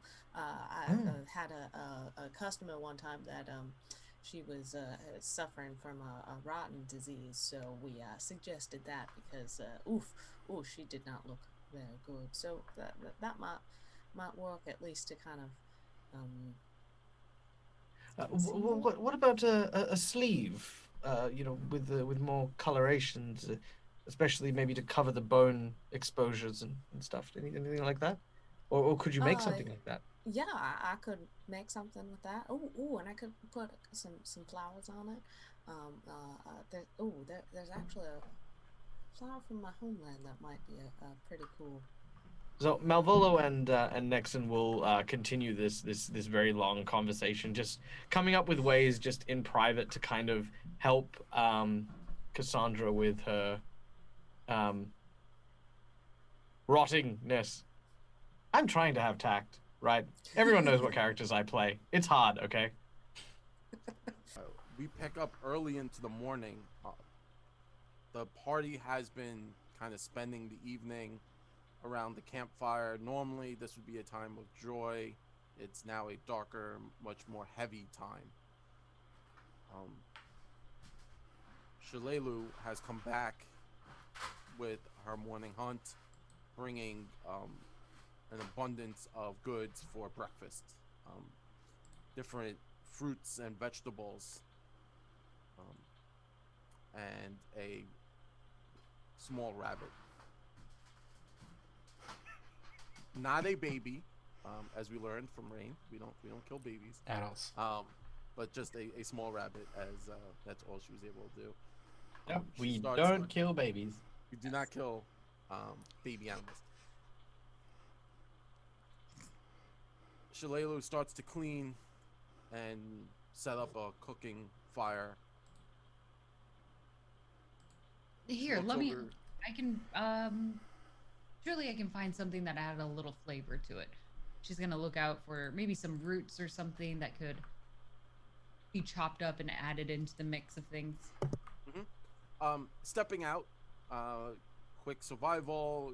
You're home here. These are the woods around Sandpoint. You know these areas, and you actually find some rosemary that you think would be delicious. Perfect. Everybody loves rosemary, I hope. Yeah. Yes. I pull off a couple of twigs of that and bring that over and just strip the branches of all of it, just letting that rosemary just kind of simmer within it. Yeah, delicious. Shalelu stands, pats Rain on the shoulder. Thank you. She walks course. over to the group. All right, let me explain what we're going to do for the rest of this day. I'm gonna send you guys off. There's a path you can follow. It heads up. It's some bramble. It will take you up near the water's edge, and you should be able to find around the coast or even through these woods a way over to an ancient fortress called Thistletop. I know many of the goblins have started setting up camps there. I will scout out 2 other equally large camps. We are looking for Bruthasmus. Like I said, if you find him, try to not engage. If you have to engage, be very careful. He's dangerous and aggressive. He takes pleasure in murder. He is sadistic in everything he does. I want you all to be safe. Right, right. And if we stay somewhat close together, it should help. Yes. Obviously, do not split off from each other. Try to stay as a group. Use that to your advantage. Remember, you're dealing with goblins. While they are formidable in large groups, many times if they are cornered in smaller 1s and 2s, they are not hostile. So maybe talking to them, they are intelligent creatures. We can maybe talk them out of this. If they think you are stronger than the ones they follow, they might be willing to just give up and flee. I think this is something we can do. Again, be very careful. Do not get caught.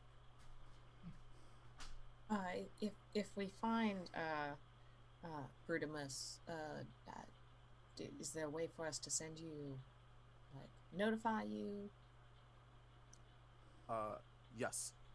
And she reaches into a satchel and she pulls out a small stone with a elvish rune engraved on it, and she gives it to you. And she says, just rub this stone and it will glow. If I find them, I'll do the same, and it will alert both sides that this stone, one or the other, has found Bruthasmus, and allow me to, this is how we will communicate. I apologize for being very serious about this, but it is going to be a dangerous task. And I apologize in involving all of you into this. I was hoping to find them before. No. It's better that we all do this together. Right? I'm going to look towards the rest of the group. Yes, of course. I mean, what are the heroes of Sandpoint for? Here to help. I'm ready to kill. I meant not kill it. Yeah, let's go.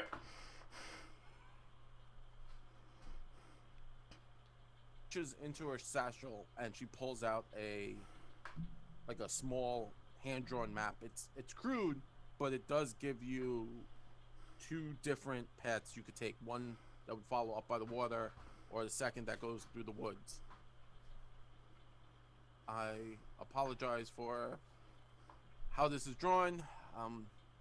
It's not my specialty.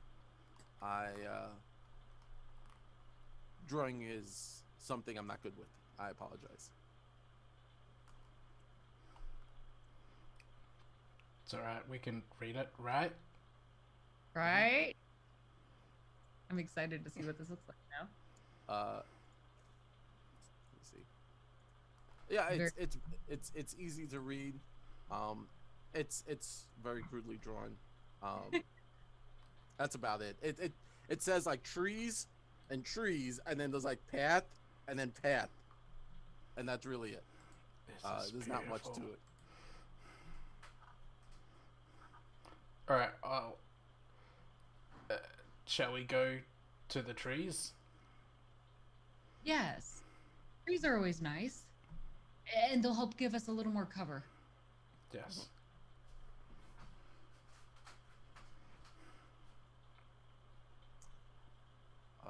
Having quickly finished breakfast, the party moves out. Rain, please give me a survival check Okay. so that you could follow this well-made map.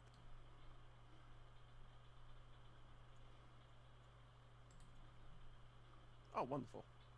There we go. 18. Yeah. Perfect. That's exactly more than you needed. That's right. I know these woods. Yes. The briars and thistles that have grown so rampant in the nettle woods are even more dense and tangled here. Close to the shore, although not quite dense enough to block the sounds of the waves crashing on the unseen shores. Let me pass this over.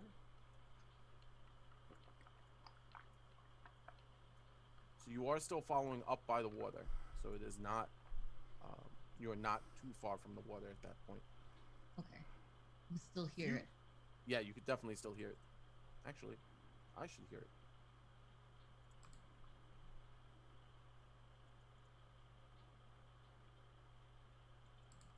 Can I actually send Twilo up ahead? Mm-hmm. That's fine. Okay.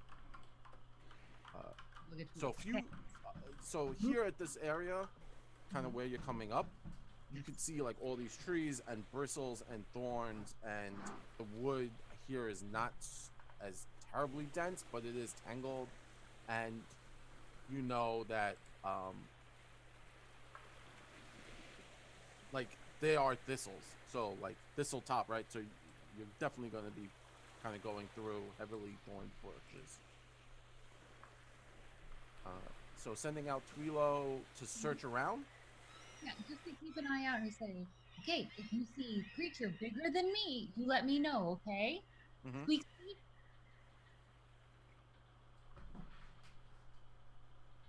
Keep it real simple. I can't tell, like, I don't know how to say bugbear and squirrel, so. Squirrel. So Twilo moves out and starts to like sniff up through these woods. Just moving everyone onto the map.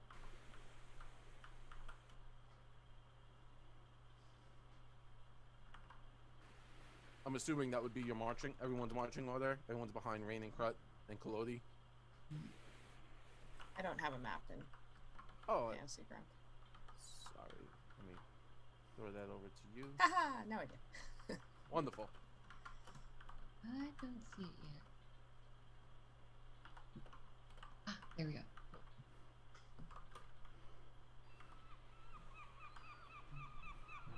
That works for me. Awesome. Let's see those. Twilo moves up, kind of moving through the bush, peeking in and out. Can you give me a perception check for Twilo? Yes. Will his just- perception be my perception? It would be your perception. Okay. Wow, you're on fire today. Boom! I see it. So, Twilo comes rushing out and kinda is standing by like a number of branches and starts to squeak, but not in like a crazy high, like oh my god, I'm under attack, but like is like come here, come hither, squeak. Oh, Tweedler's squeaking at us. So we need to go that way. I think it found something. I am never going to get used to the fact that you talk to squirrels, but you have not been wrong yet. You talked to a wooden doll. Look, to be fair, he's got a smart mouth. To be fair, Tweelo's adorable. Touche. Yes, thank you. Maybe you should try talking to squirrels. Make him a few more friends. You can start with Tweelo. You can hang out with him later today. We will follow the sound of Twilo. Sure. Moving forward, the group kind of reaches this area where the trees aren't as densely packed. It's more of just brush and nettle. You come up, and Twilo is squeaking as if there's something here. Can everyone give me a survival check? In general, just or perception. Sorry, I apologize. Perception check.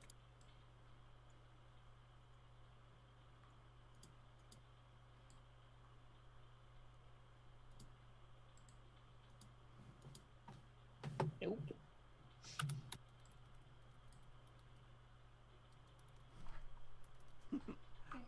Cassandra, you seem a bit concerned, kind of wearing your this new costume that Nexon has mocked up for you.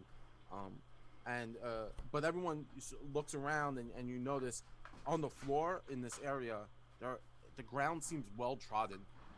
Small footsteps every which way, going into this briar.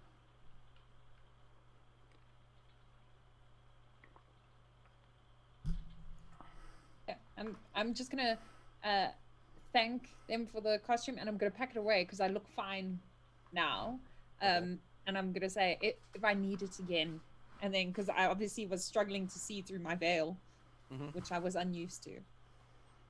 It does take a little getting used to. Yeah. I mean, it looks like maybe a bunch of goblins have gone through here, or something small. Well, this is what we expected, yes. We should probably head in. Is there a way into the nettles that doesn't involve us turning ourselves into scratching posts? If you move slowly and carefully, you should be able to get through without concern. Or hacking your way through.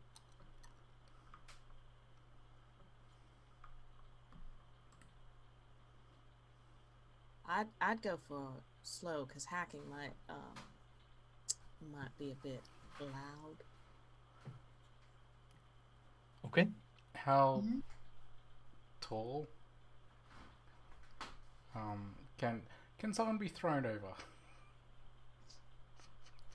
It's about it does a lot of brush, right? And it's about tree height, so maybe like 12 feet, give or take. You could start to chuck people over, but if you follow the I guess the goblin footprints and the way people have gone through, you're able to kind of make and find a like a little rut. Looks like they've been like diving down and like crawling their way through. Cruta's just curious. Yeah, Gets on his fours and follows the footprints. So you're gonna go first, Crut? Let's go this way, guys. Okay. Malvola will follow after Crut, and then Kalodi as well.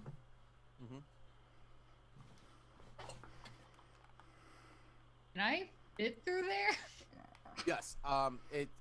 So if Crut's going, you could go. It's about 4 foot high, so you're either on your knees or kind of like pushing like down. You could. Crut is hoping to make it easier for everyone else by going first. Because it has to widen to make Crut fit. Yeah. And then Cassandra and I can just kind of like duck down and Yeah. shuffle Cassandra and Dex shimmy on down. They're like, "Hey guys, how's it going?" They're just walking casually. Yeah. I like this. All right. Rain's gonna get down essentially on her belly and just try to like army crawl her way through this. So between Crut and Rain pushing their way through, Sorry, just one thing. Crut kind of like grabs some dirt along the way and just smear it on him, just like Arnold Schwarzenegger from The Predator, just like.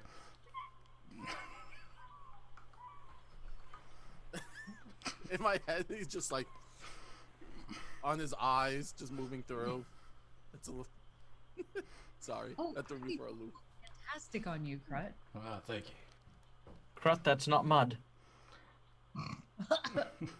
I am one with nature.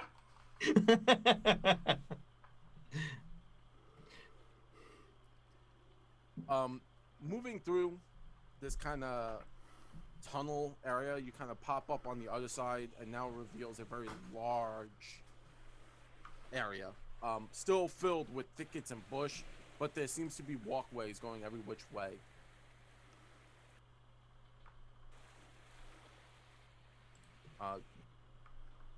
Yep. Are the prints everywhere? Or Like grounded pathway, right?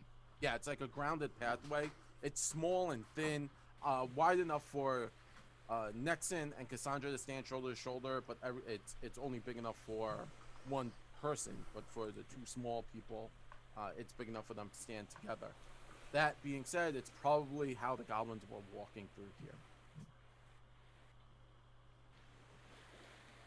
All right, well, stay together. We'll stay on the path. That should lead us to the goblin, or at least the goblin's leader. As long as there aren't too many, we should be able to negotiate with them. So, Krut, perhaps you and Rain should take the front? I can take the back in case they surprise us. Oh, if you prefer. I just think you might be better with words than Krut. I got this. Let's go. Oh, I just. Oh, okay. I do speak Goblin, so I can follow behind Krut and. No, even better. I don't. You can literally see from their perspective, so maybe that might be helpful. Are you calling me short? And I'm just watching. I'm like, okay. Yeah, that's really insensitive, Rain. You know, I would never. I would don't. What the heck, Ray? That's so low. That's not. Don't low. No. I. And Crutch just walks off. For shame. But did you not hear what he just said? That's okay. That's she's just picking on you because she's short-sighted.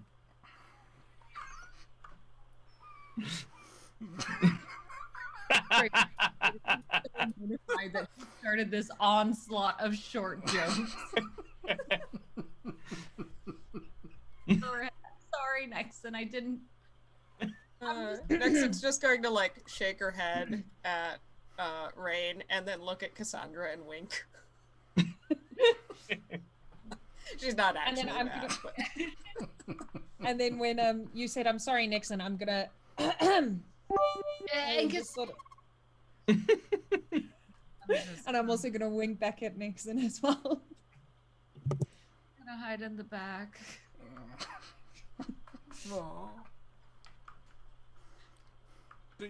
The group is kind of at an impasse at this point. There are a number of different directions you could go.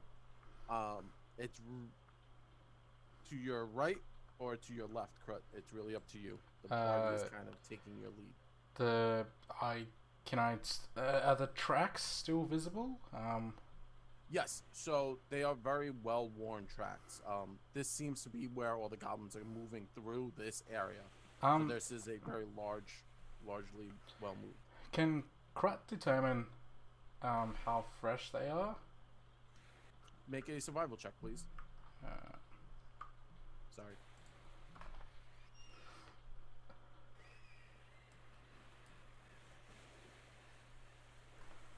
You know, they're dirt. They're not, because it's so close to the water and it was raining. There's always a heavy mist and it drizzles every so often. You can't get like a good grasp. I kind of look very professional, get down on the ground, grab a handful of dirt from where one of the footprints is and just grind it in the wind. Ah, yes, we're close. And proceed to follow the footprints.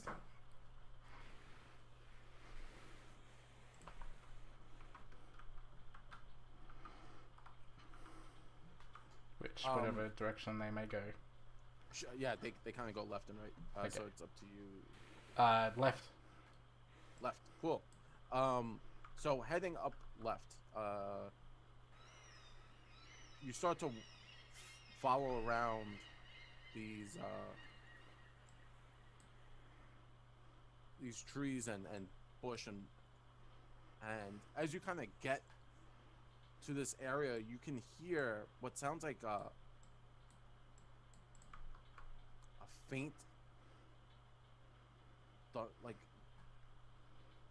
howl sound, like maybe like something howling, like an animal.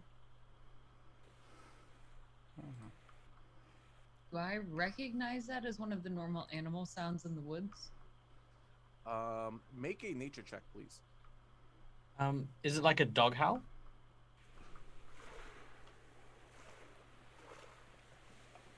Because they had those the dogs, goblin the rat dogs that they had. Yeah. Oh, yeah, that's right. No, it's a weird howling sound. It's not like that. It sounds very, very strange. Rain, who is on fire today, by the way, with the dice rolls, it sounds like it's not an animal. It's definitely not an animal. You're definitely hearing some kind of like, maybe because you're so close to the water, there might be holes, and you're hearing maybe the water underneath the ground slashing and smashing into stuff. Guess Oh, we- so like wind traveling through tunnels, like making like this. Like that. Yeah. Yeah. Okay. Okay. Guys, there must be tunnels nearby. That's what's making that howling noise. Maybe the entrance to the goblin's base is in a tunnel or a cavern of some kind. What if they made their own tunnel entrance? What if that's what the journal was referring to? It's not the one that we know of, but they made a new one. Well, there is one way we could find out. I'm going to draw a circle in the ground, and then place my hand on the ground, and then summon a badger. Badger. If I could summon this, Yeah, if I could use that's this spell 3 times, I'd summon 3 badgers and a mushroom, but I won't.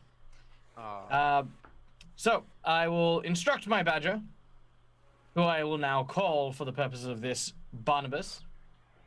Barnabas, dig down into the soil. See if you can find any tunnels. If you can, come back up and let me know.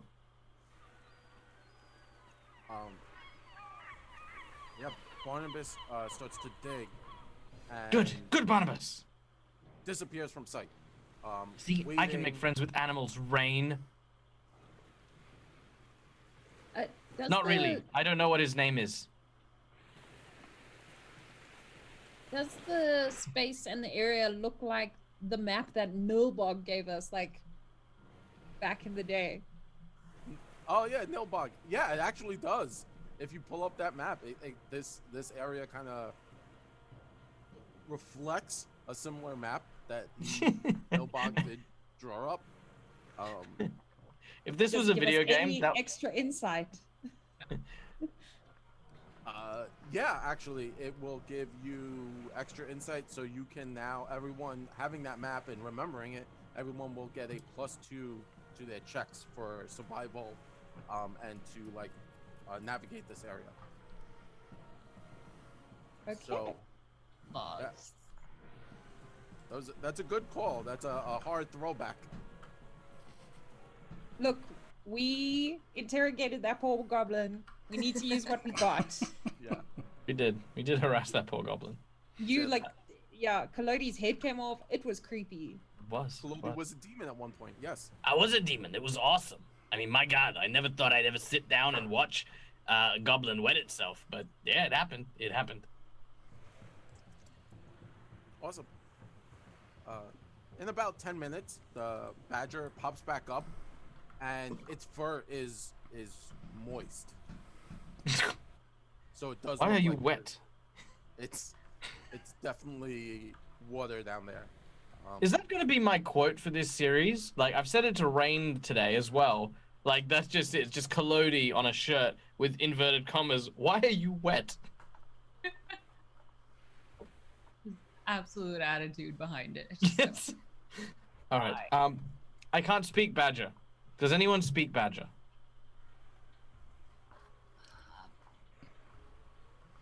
Nope. Excellent. Well, Badger in particular. I'm just yes.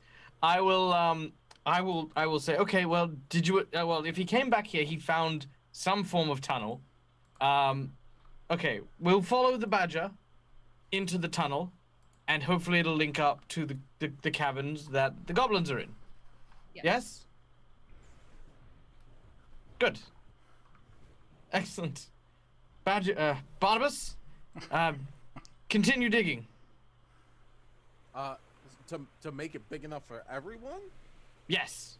It's gonna. Okay. You have a burrow speed. Yes, Barnabas does, and it will be big enough.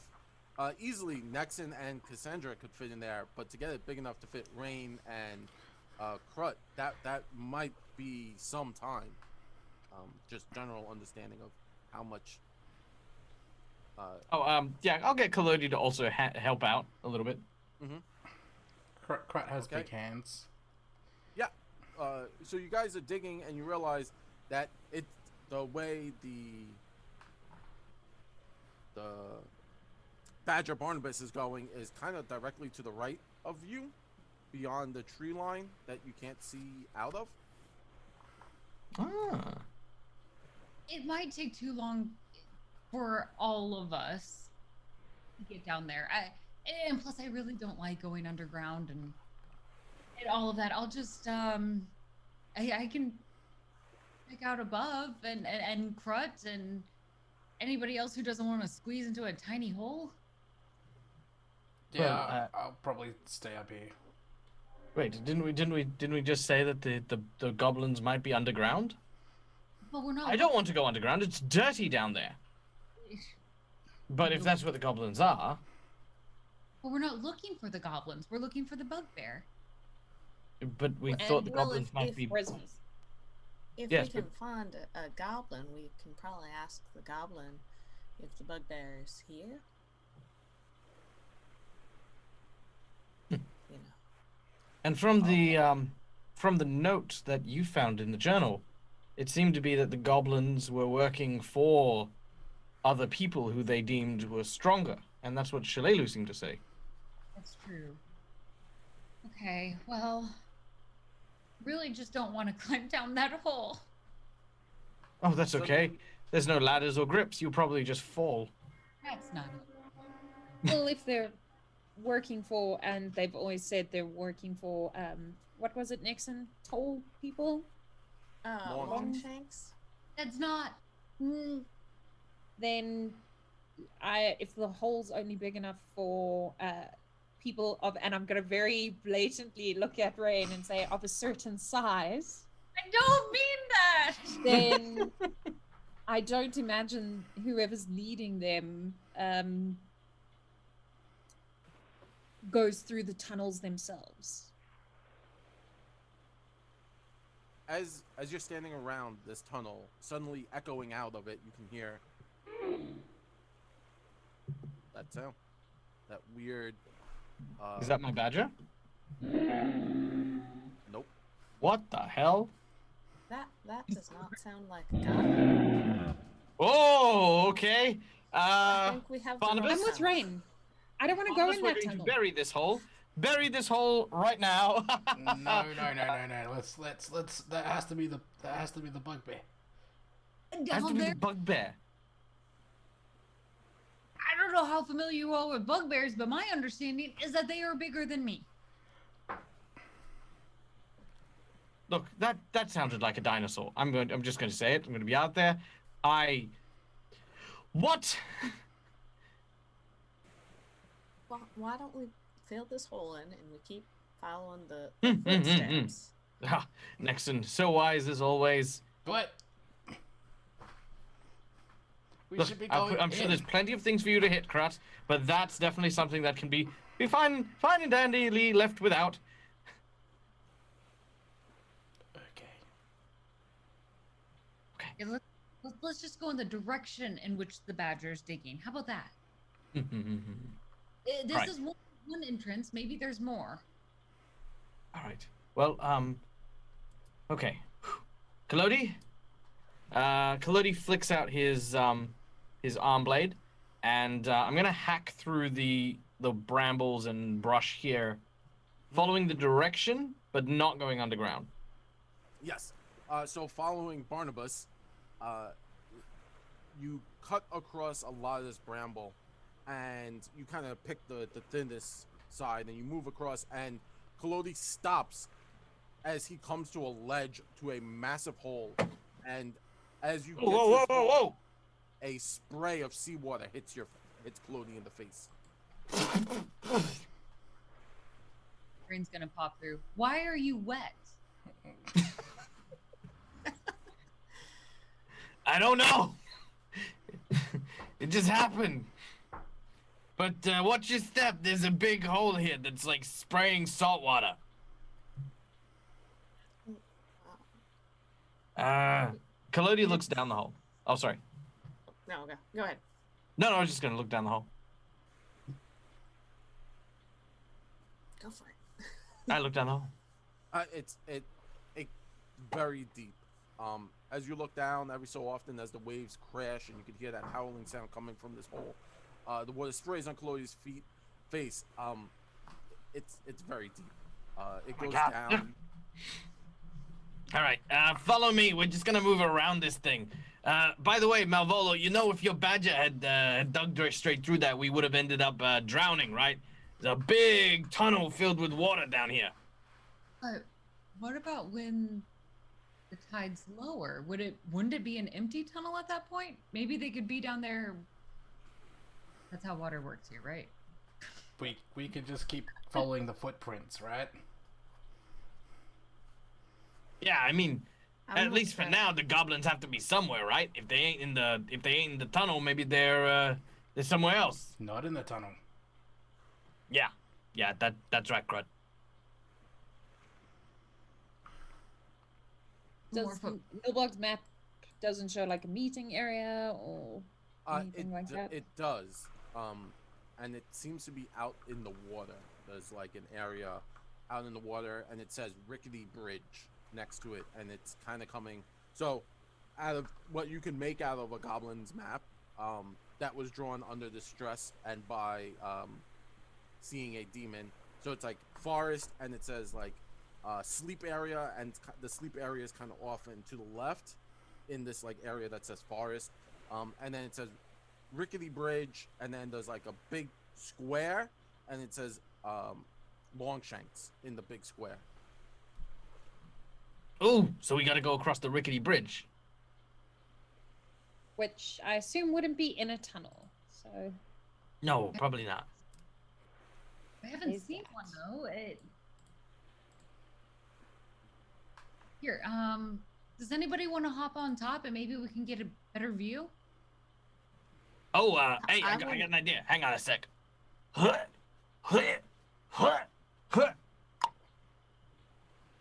Yeah, throw me up. I grab the head and yeet it up. Make a strength check to see how high you yeet said head. I'm just imagining Crutch just goes, whew, and you just see the sparkle of like this star. Yeah, that's kind of what I thought. I was hoping for a nat 20, so the head just shoots up.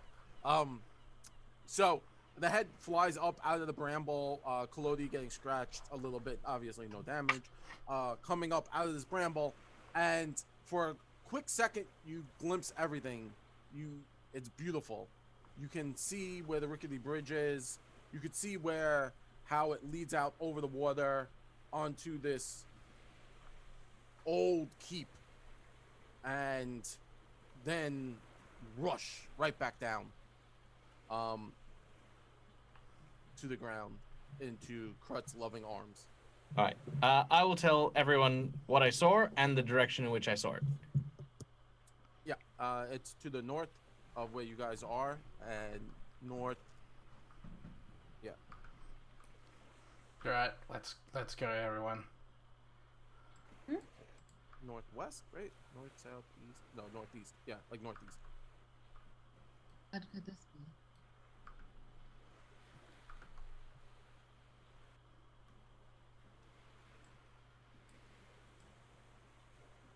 Alright. So, does the group kind of go back around, go through Kolodi's hole, or are you guys gonna just go up and around? Over. Up and It's up to- around, I think. Up and around? Okay. As you get to this like crossroads area up north, You're just Cass, floating. as you're looking at the map, you're assuming the sleep area is nearby for the goblins. From what you can make out of a very bad drawn map, this would be the sleep area. Okay, it is the middle of the day, so I'm not going to suggest stealth. So I'm going to say, I think this is where their sleep quarters are. So let's maybe, in case there's a lot of them there, let's circumnavigate that. Yeah, I think look, I'm. this is a Whoa, sleeping whoa. goblin. Why don't we throw his head up in the air again? Hey, listen. I'm getting vertigo. I'm getting. Oh my god. All right, listen. I'm pretty sure it was over that way. Was where I saw it. The away from the sleep area. Yes. Also, by the way, Eddie, I see you.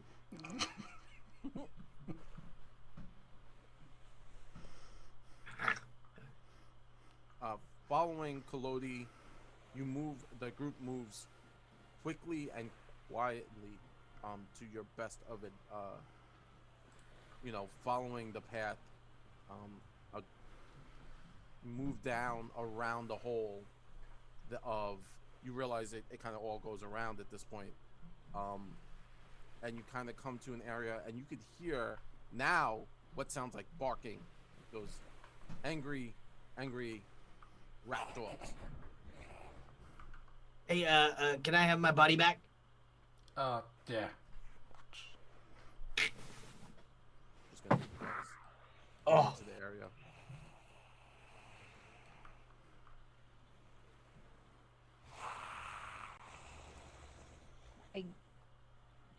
I guess we have to go through there. So prepare ourselves. Yeah. Okay. I wonder if they'll respond to commands in Goblin? Oh, probably. That's a great idea. Mhm. I'm just going to like kind of sneak forward. Yeah. I want to stay like hidden from sight, Yeah. but get Nah, they- closer to them.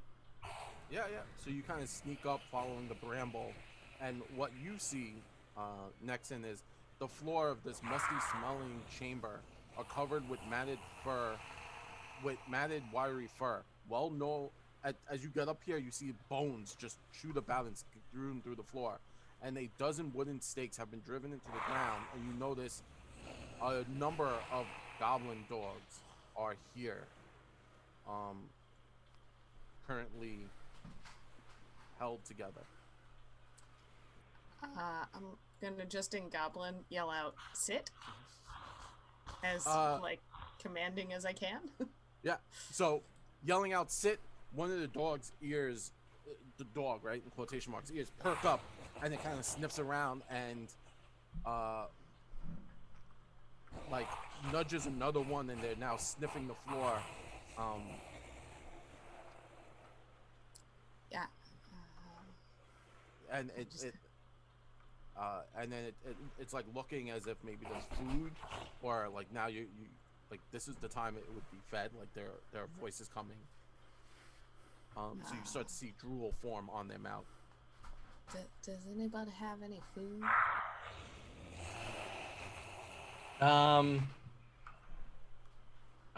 Do we still have any other rations from the like the boar hunt and the like? Yeah.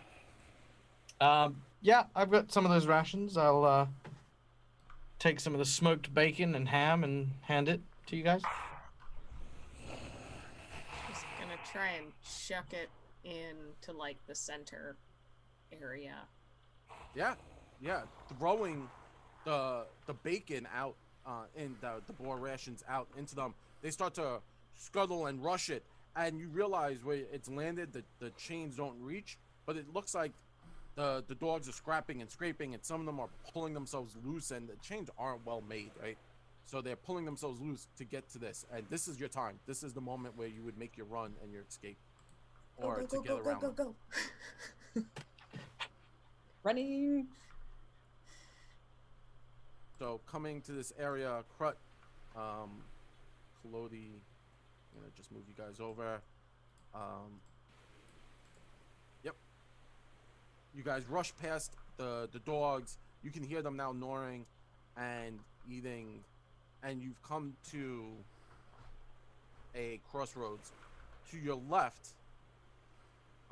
goes down deeper. To your right, you can see and hear fire coming from this area. Like there is a someone or something is alive down here. To your right. Looking at them, well, Kalodi probably says which way the rickety bridge is. Which I think is to the left. Yep. Yep. Yeah, the bridge is over this way. But there's a fire over there. Oh, we probably can't. So maybe on the fire we'll find someone who can tell us something. All right. Well, let's just approach carefully then. The map doesn't say anything like fiery pit of death or. No, there's no fiery pit of death. No Just symbol checking, that not like says. a. Longshank Here pyre. be dragons. Here be dragons. End of the map. No. Oh, that made me sad. Oh. Sadly, no, it does not say anything along that line.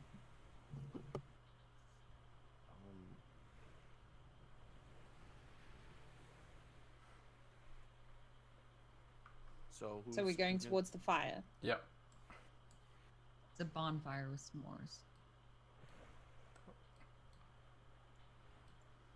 A cloying musky scent lies heavy in the air here. A matted nest of red and black hair sits to the east of this area. As you get into here,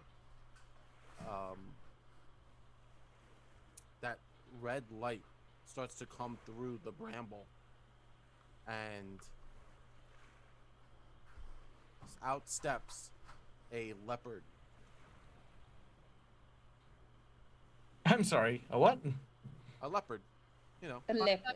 Leper, and I thought Like, you know, like. Okay, so sorry. Large This cat. is my deaf ears, right? Are we talking about a big cat or a guy wrapped in bandages?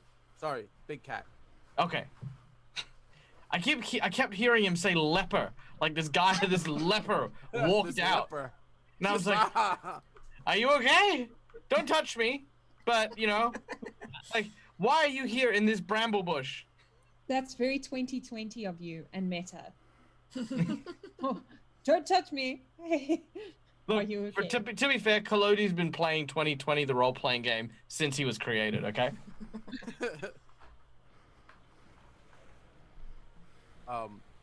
And its pelt seems to be ablaze. It has it's all black except for this one long red stripe upon its body, and it hisses at the group. part of its anatomy. It's not like someone was torturing this poor creature and set it on fire. Oh no, it's glowing. Like the creature is itself glowing.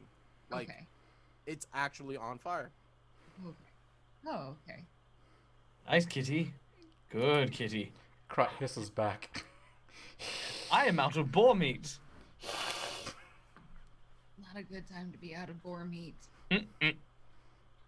It's not a bore. It's okay. We've got this. Wait. I have an idea. I Oh, do you have an idea? Go. Nexon reaches into her bag and pulls out a ball of yarn and just tosses it. Yes. Perfect. No. So it kind of like tosses and rolls, and the cat, you can see the cat is trying to avoid the ball of yarn, and it looks at it, and the red stripe flares, and you can actually see fire now growing upon its back.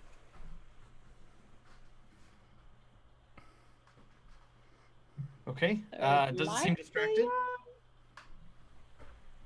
Excuse me? Is it distracted?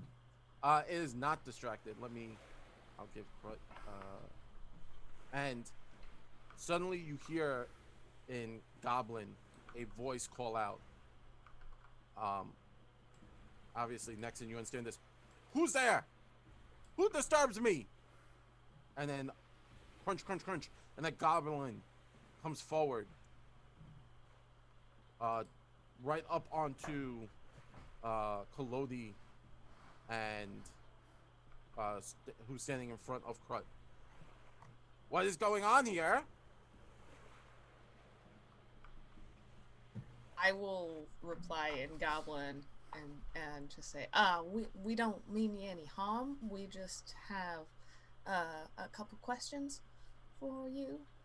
We're searching for somebody, not a goblin. Who? More Longshanks. I dislike the Longshanks. Yes, no. No. You should not be here.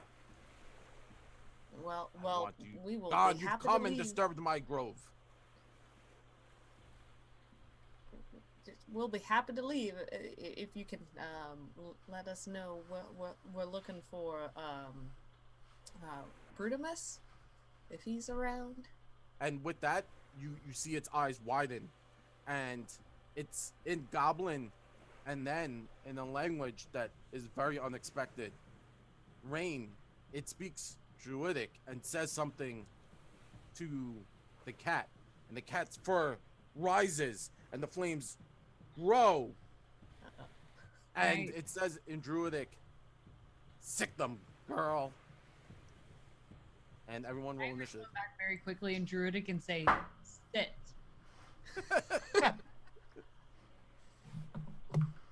The first thing that I thought of. I'm sorry.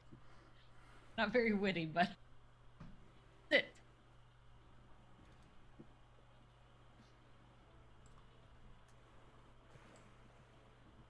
Rolling lame today.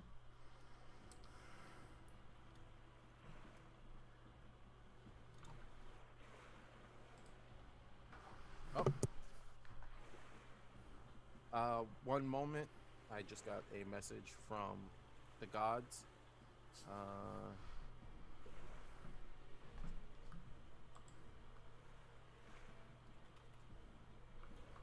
At now ours. Oh, sorry. Everyone is now dead. No, I'm joking. Rocks fall. The cat was not amused with the yawn, cat was not yawn amused. trick. Maybe it wasn't. Although it's trying to kill us so I can play with it afterwards. Yeah. It's like, when no one can Yeah. watch me. It wants that. I see what's going on. Sorry. It is for me and not so much for everyone else. Sad face. That's worrying. I'm more happier than everyone else. But yeah, so it looks like my goblin goes first.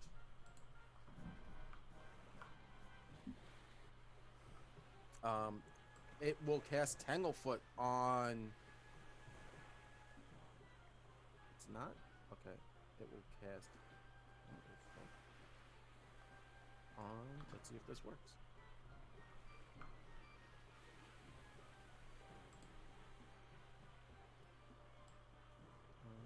Actually, it's just gonna roll a rock at the.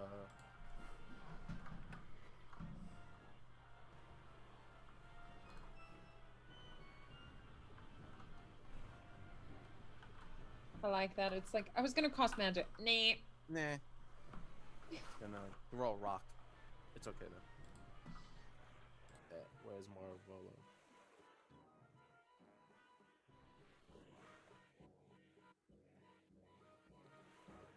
And it fires a rock out at Kolodi and it misses. Kolodi kind of just jukes to the left, and it will then inspire courage upon the leopard, and the leopard is now inspired. And that's the end of its turn. Next turn. Rain, what would you like to do? Okay. All right. Um, let us. Can I try to speak in Druidic to the cat again? Yes, you may. All right, I'm going to tell it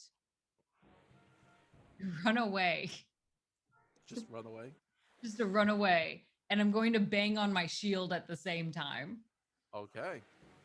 Make a intimidation check. It's gonna be pretty rough, but you could give it a try. My intimidation's like -1.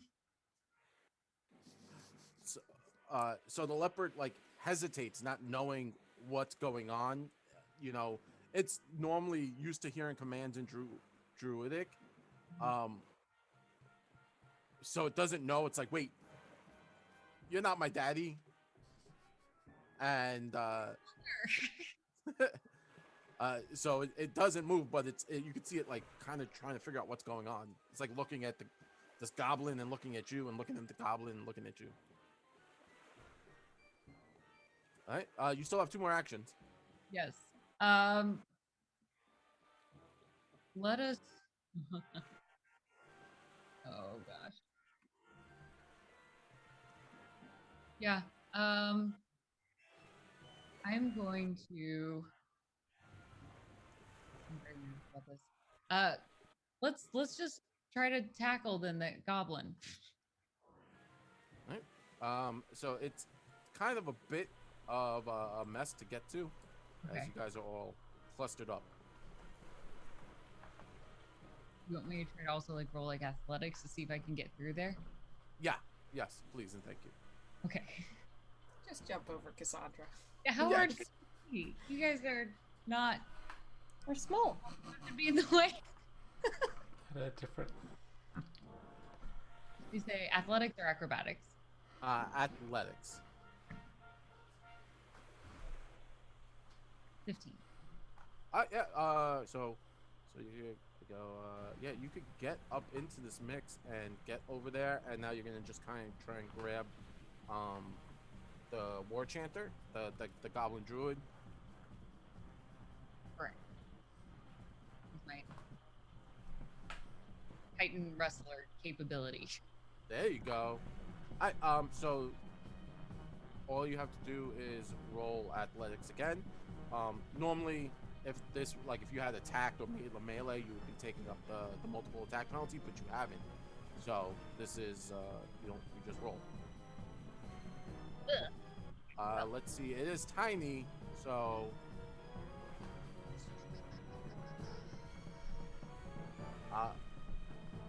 you are so. This is given to us by the game mommy, and it was like an insight check. So I'm gonna add that to a +2 to your roll, and it's just enough to grapple this goblin. And you have the goblin grappled, but sadly that's all 3 actions. So thank you, the game mommy, for making this encounter go way faster. Teamwork. Okay, I've got him. Ugh.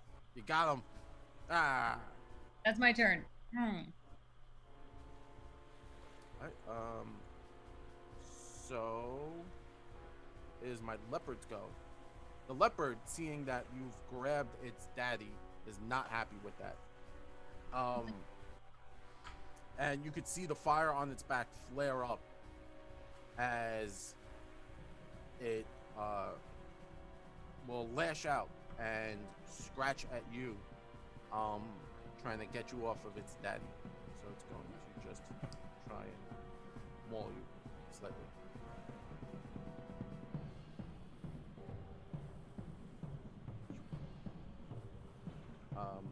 And it strikes you in the back, and you feel like the searing heat.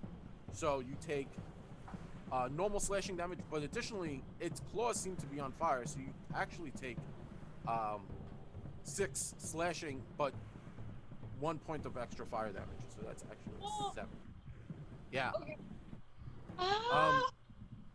And then it's going to try and like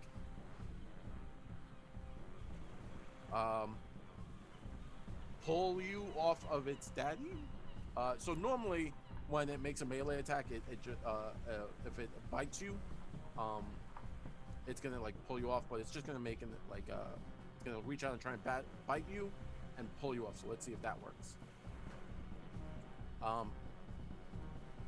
It does. It's fairly stronger than you would think, and it's now grappling its daddy. It's gonna struggle to try and pull you off, and that will end its turn. Nexon, what would you like to do? Gonna yell, tie a knot, and yell, "Hey kitty, why don't you hold your horses?" And I will cast Daze on the leopard. Oh, it succeeded. It succeeded. It's too engrossed by, the combat. Cool. And I feel pretty safe where I am, so I'm just gonna look over at Krut and yell, fate's on our side, and give him a little nudge, Fate. There you go. Krut, Okay. Fate is on your side. That is your actions, I believe. Yep. And it's Cassandra's turn. Yeah, this is a flaming leopard, and I like animals as much as the next person, but also it's my height. It can eat my face off. I'm a divine lancet. Hopefully. Me.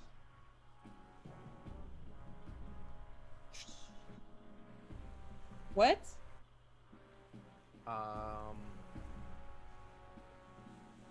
That will hit. I don't understand why that came up like that. Oh, Just yeah, because I was like, yay, 7. What? Yeah, like why did it come up like that? I don't understand either. So you'll have the capability of hitting it. Okay, so I'll roll damage. Yeah. Yep.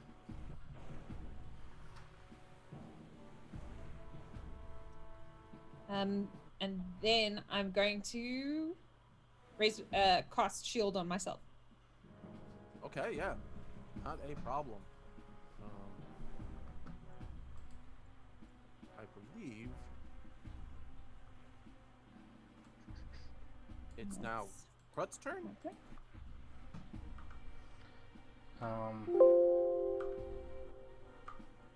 I will Krut. Well, with ease.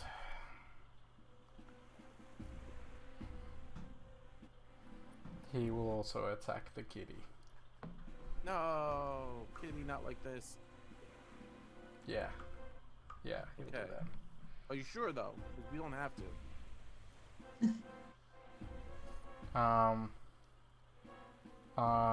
Krut will actually, with his first action, walk around in front of the goblin. Okay. And second attack him. Okay.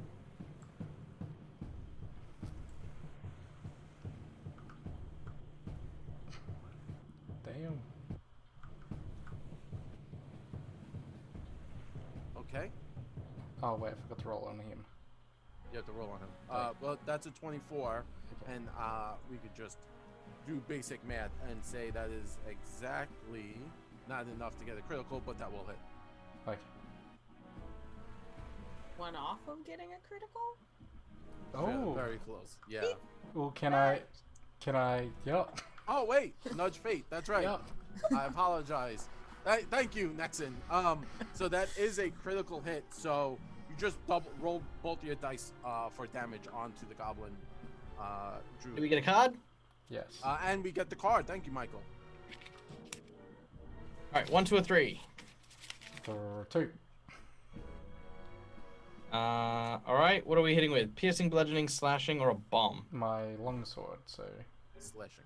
Slashing. Knockback. Push the target up to 10 foot backwards.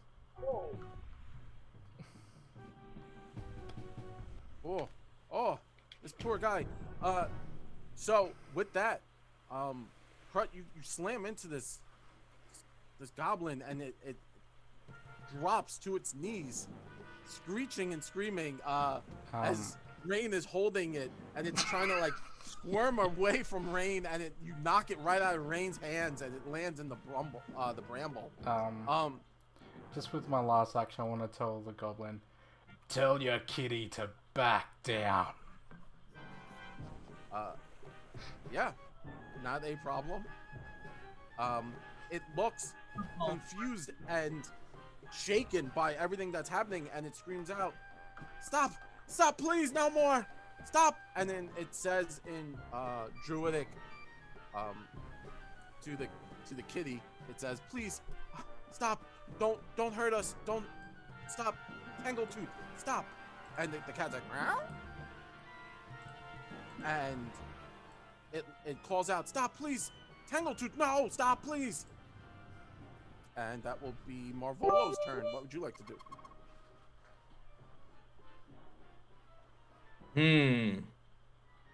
I feel like I'm gonna get judged if I decide to continue attacking. Super hard. But I believe that the druid was speaking in druidic to the cat, right? Yes, the cat did make a face and stop and let go of Rain when it told him to stop. Okay. It took off. It stopped biting Rain. All right. Okay, I'm going to back off from the cat that is alarmingly close to me. Yes. I'm going to have Kalodi just kind of stay at ease, but he's going to get ready to kind of jump into things, you know, like in case stuff. In case it gets crazy. Yeah. Yeah.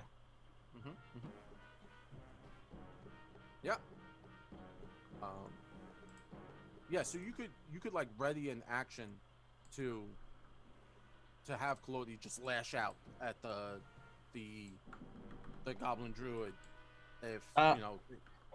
I'll ready an action to throw a tanglefoot bag at the big cat if something goes wrong. Goes south. Yeah, not a problem. Yep. So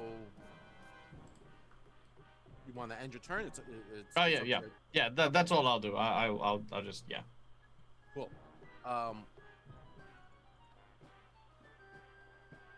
Stopping that, suddenly the goblin now on the floor looking up, you know, says in druidic at Rain, says, "Please stop, please." And it is the goblin's turn, so it's going to stop. It's not going to keep attacking, and it throws down its staff at your feet, Rain, and says, "Please, Tangletooth, don't hurt the cat," and saying this in druidic to you, Rain. Okay, all right. Then we'll all calm down. Yes, and I will let you go, and we're gonna be okay. But we just have some questions. Deal? Yes, I'm sorry. I'm sorry. How do you speak our language? Who is you? How? How do you think? I don't know. We're druids. I'm not telling. Good grief. And then it says in druidic, "Sit," to Tangletooth, and the kitty sits, and the fire that's growing on its back kind of subsides, but it's looking hungrily at the two shorter people. Now I'm just gonna let Divine Lance chill in my hand at the cat. I'm like,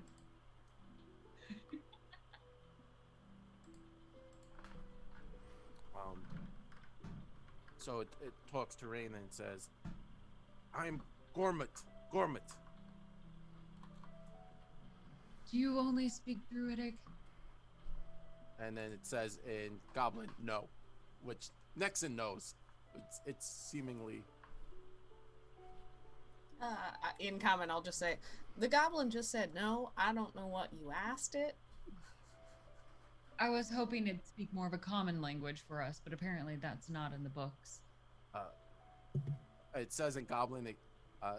So looking at now Nexon, like, wait, what is happening? Like, we have someone who speaks Druidic and someone who speaks Goblin. It's confused, and it looks over and it says, in Goblin to you, Nexon, it says, "You speak our tongue. I could speak Common badly, but I can. Do you want me to?"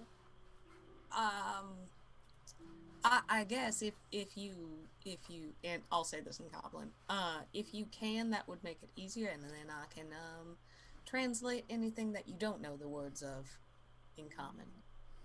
Okay. So it turns to the group, with the staff laying at Rain's feet, and it stands itself up, holding its chest at the spot that Crut laid into it, almost taking all of its hit points in one shot. And it looks and says, Gormit, long shanks, and points to the way you came from.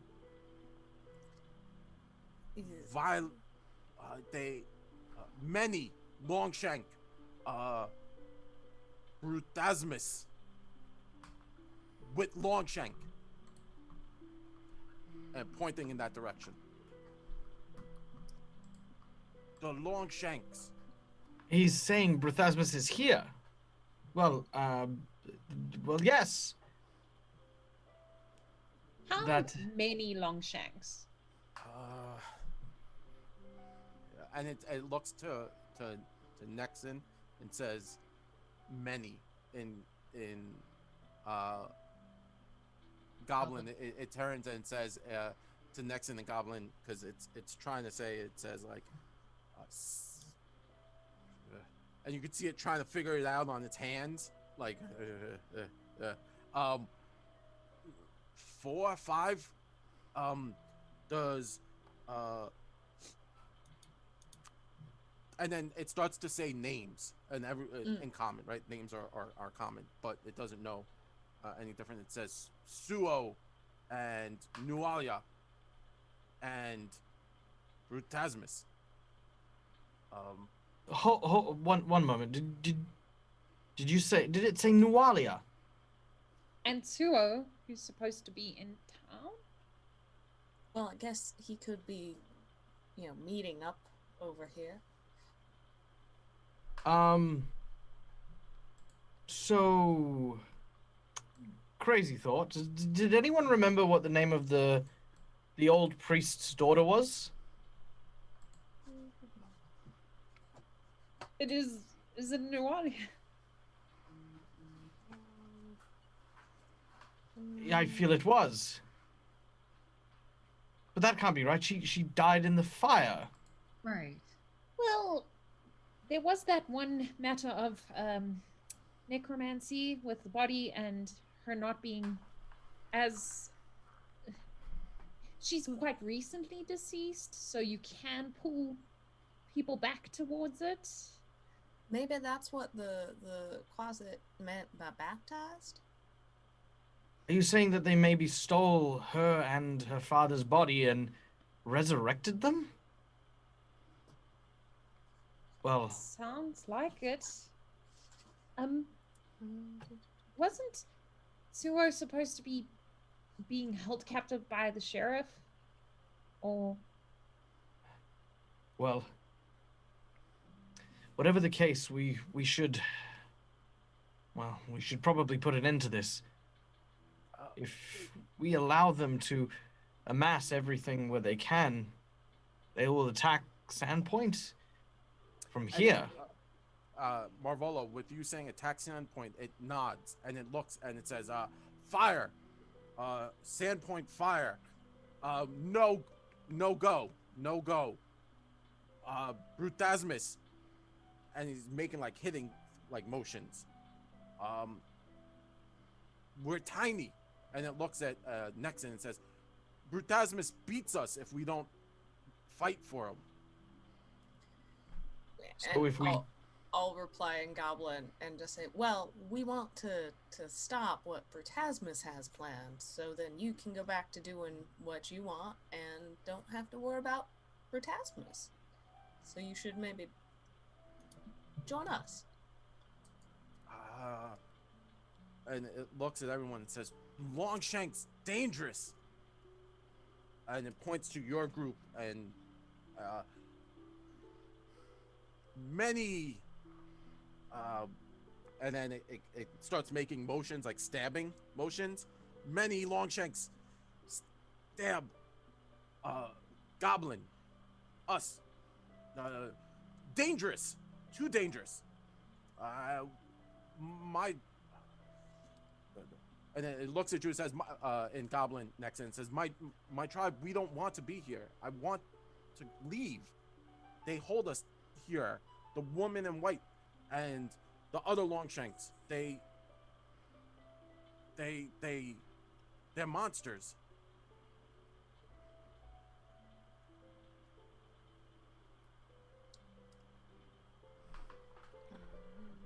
I say to whoever has Shaylu's calling stone that maybe we should signal to her. Yes. Bring her. Maybe we can. Before we do that, I have a small concern regarding Shalelu. She seemed very driven to killing Bruthasmus for very good reason, and far be it from me to judge anyone based on revenge, but I feel as though she might be a little too single-minded to be able to be of help here. Maybe it'd be best if we capture Bruthasmus ourselves and then present Shalelu with a chance to approach her quarry with a more level head. I mean, I know for a fact a trap when I see one, and if Bruthasmus has set one, he would be expecting Shalelu, but not expecting us. If she walks in and falls for something devious this bugbear is set, then I don't know, I could never forgive myself for... Oh, you're right. You're right. We can't put her in a situation where we knowingly will allow her to hurt herself or be outnumbered or fall into a trap. But you know, if what this goblin is saying is true, then another means of destabilizing a group would probably be a type of coup d'etat. The goblins, they won't listen to Longshanks. And Malvolo looks over at the goblin druid. But they would listen to a goblin with Longshank allies, especially rather large, scaly, incredibly intimidating, and incredibly immense and dauntingly stoic allies. I'm just wiping the blood off the sword. What?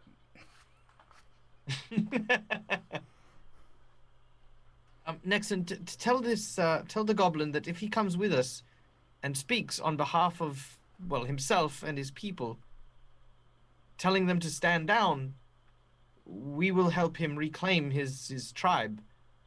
But all we ask is for the people responsible for the raid, the Longshanks, to be brought to us so that we can deal with them ourselves with with Sandpoint's justice.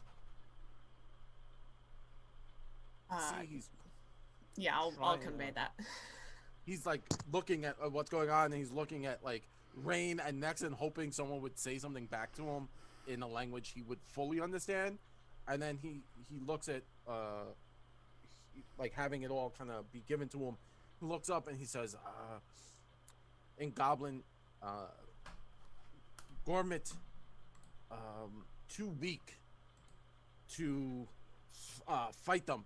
Chief Rip Nugget, if you get rid of him, I can control the goblins and get them out. But Rip Nugget, he's too powerful. He works with that heartbeat, and then he throws his hand over his mouth as if like he said something wrong. And he says, the woman in there, she's a monster. And you can see he's visibly shaking, thinking that like something terrible is gonna happen to him. Says, but if Chief Nugget is gone, if you could, the Longshanks get rid of him, I can get the rest of the goblins behind me, and we will. I could get them. And he says all of that to you, next, and I'll just keep kind of relaying a bit back and forth. Well, to cut the relay off, Malvolo will suggest that we will protect him. All he needs to do is speak. He won't have to fight the goblins or Rip Nugget. kind of nods at that. Says, okay. Fair. Is this okay with everyone else? Okay. Sounds like a plan. Malvolo quietly thinks to himself, oh, thank God, I won't have to fight everyone. All right. Then let us make our way to the rickety bridge. As you go out, Gormut, holds his hands up and says, stop! And, says something in Druidic. Rain, you hear it, basically says to the fire cat to stay here and not follow him. And the cat sadly looks at Gormut as if, it wants to, but it's going to listen to its master. And then Gormut rummages through a number of things and brings them out and says, for Longshanks. And it's a pile of different items, more powerful. I keep trick other goblins for Longshanks.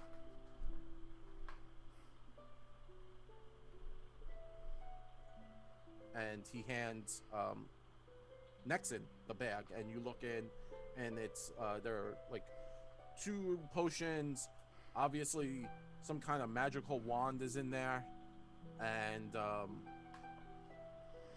scroll.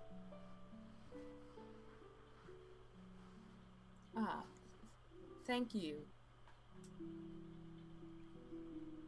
And as the party starts to move forward, Gormut pets the cat and starts to follow behind, sadly looking over their shoulder. And that's where we'll end it for today.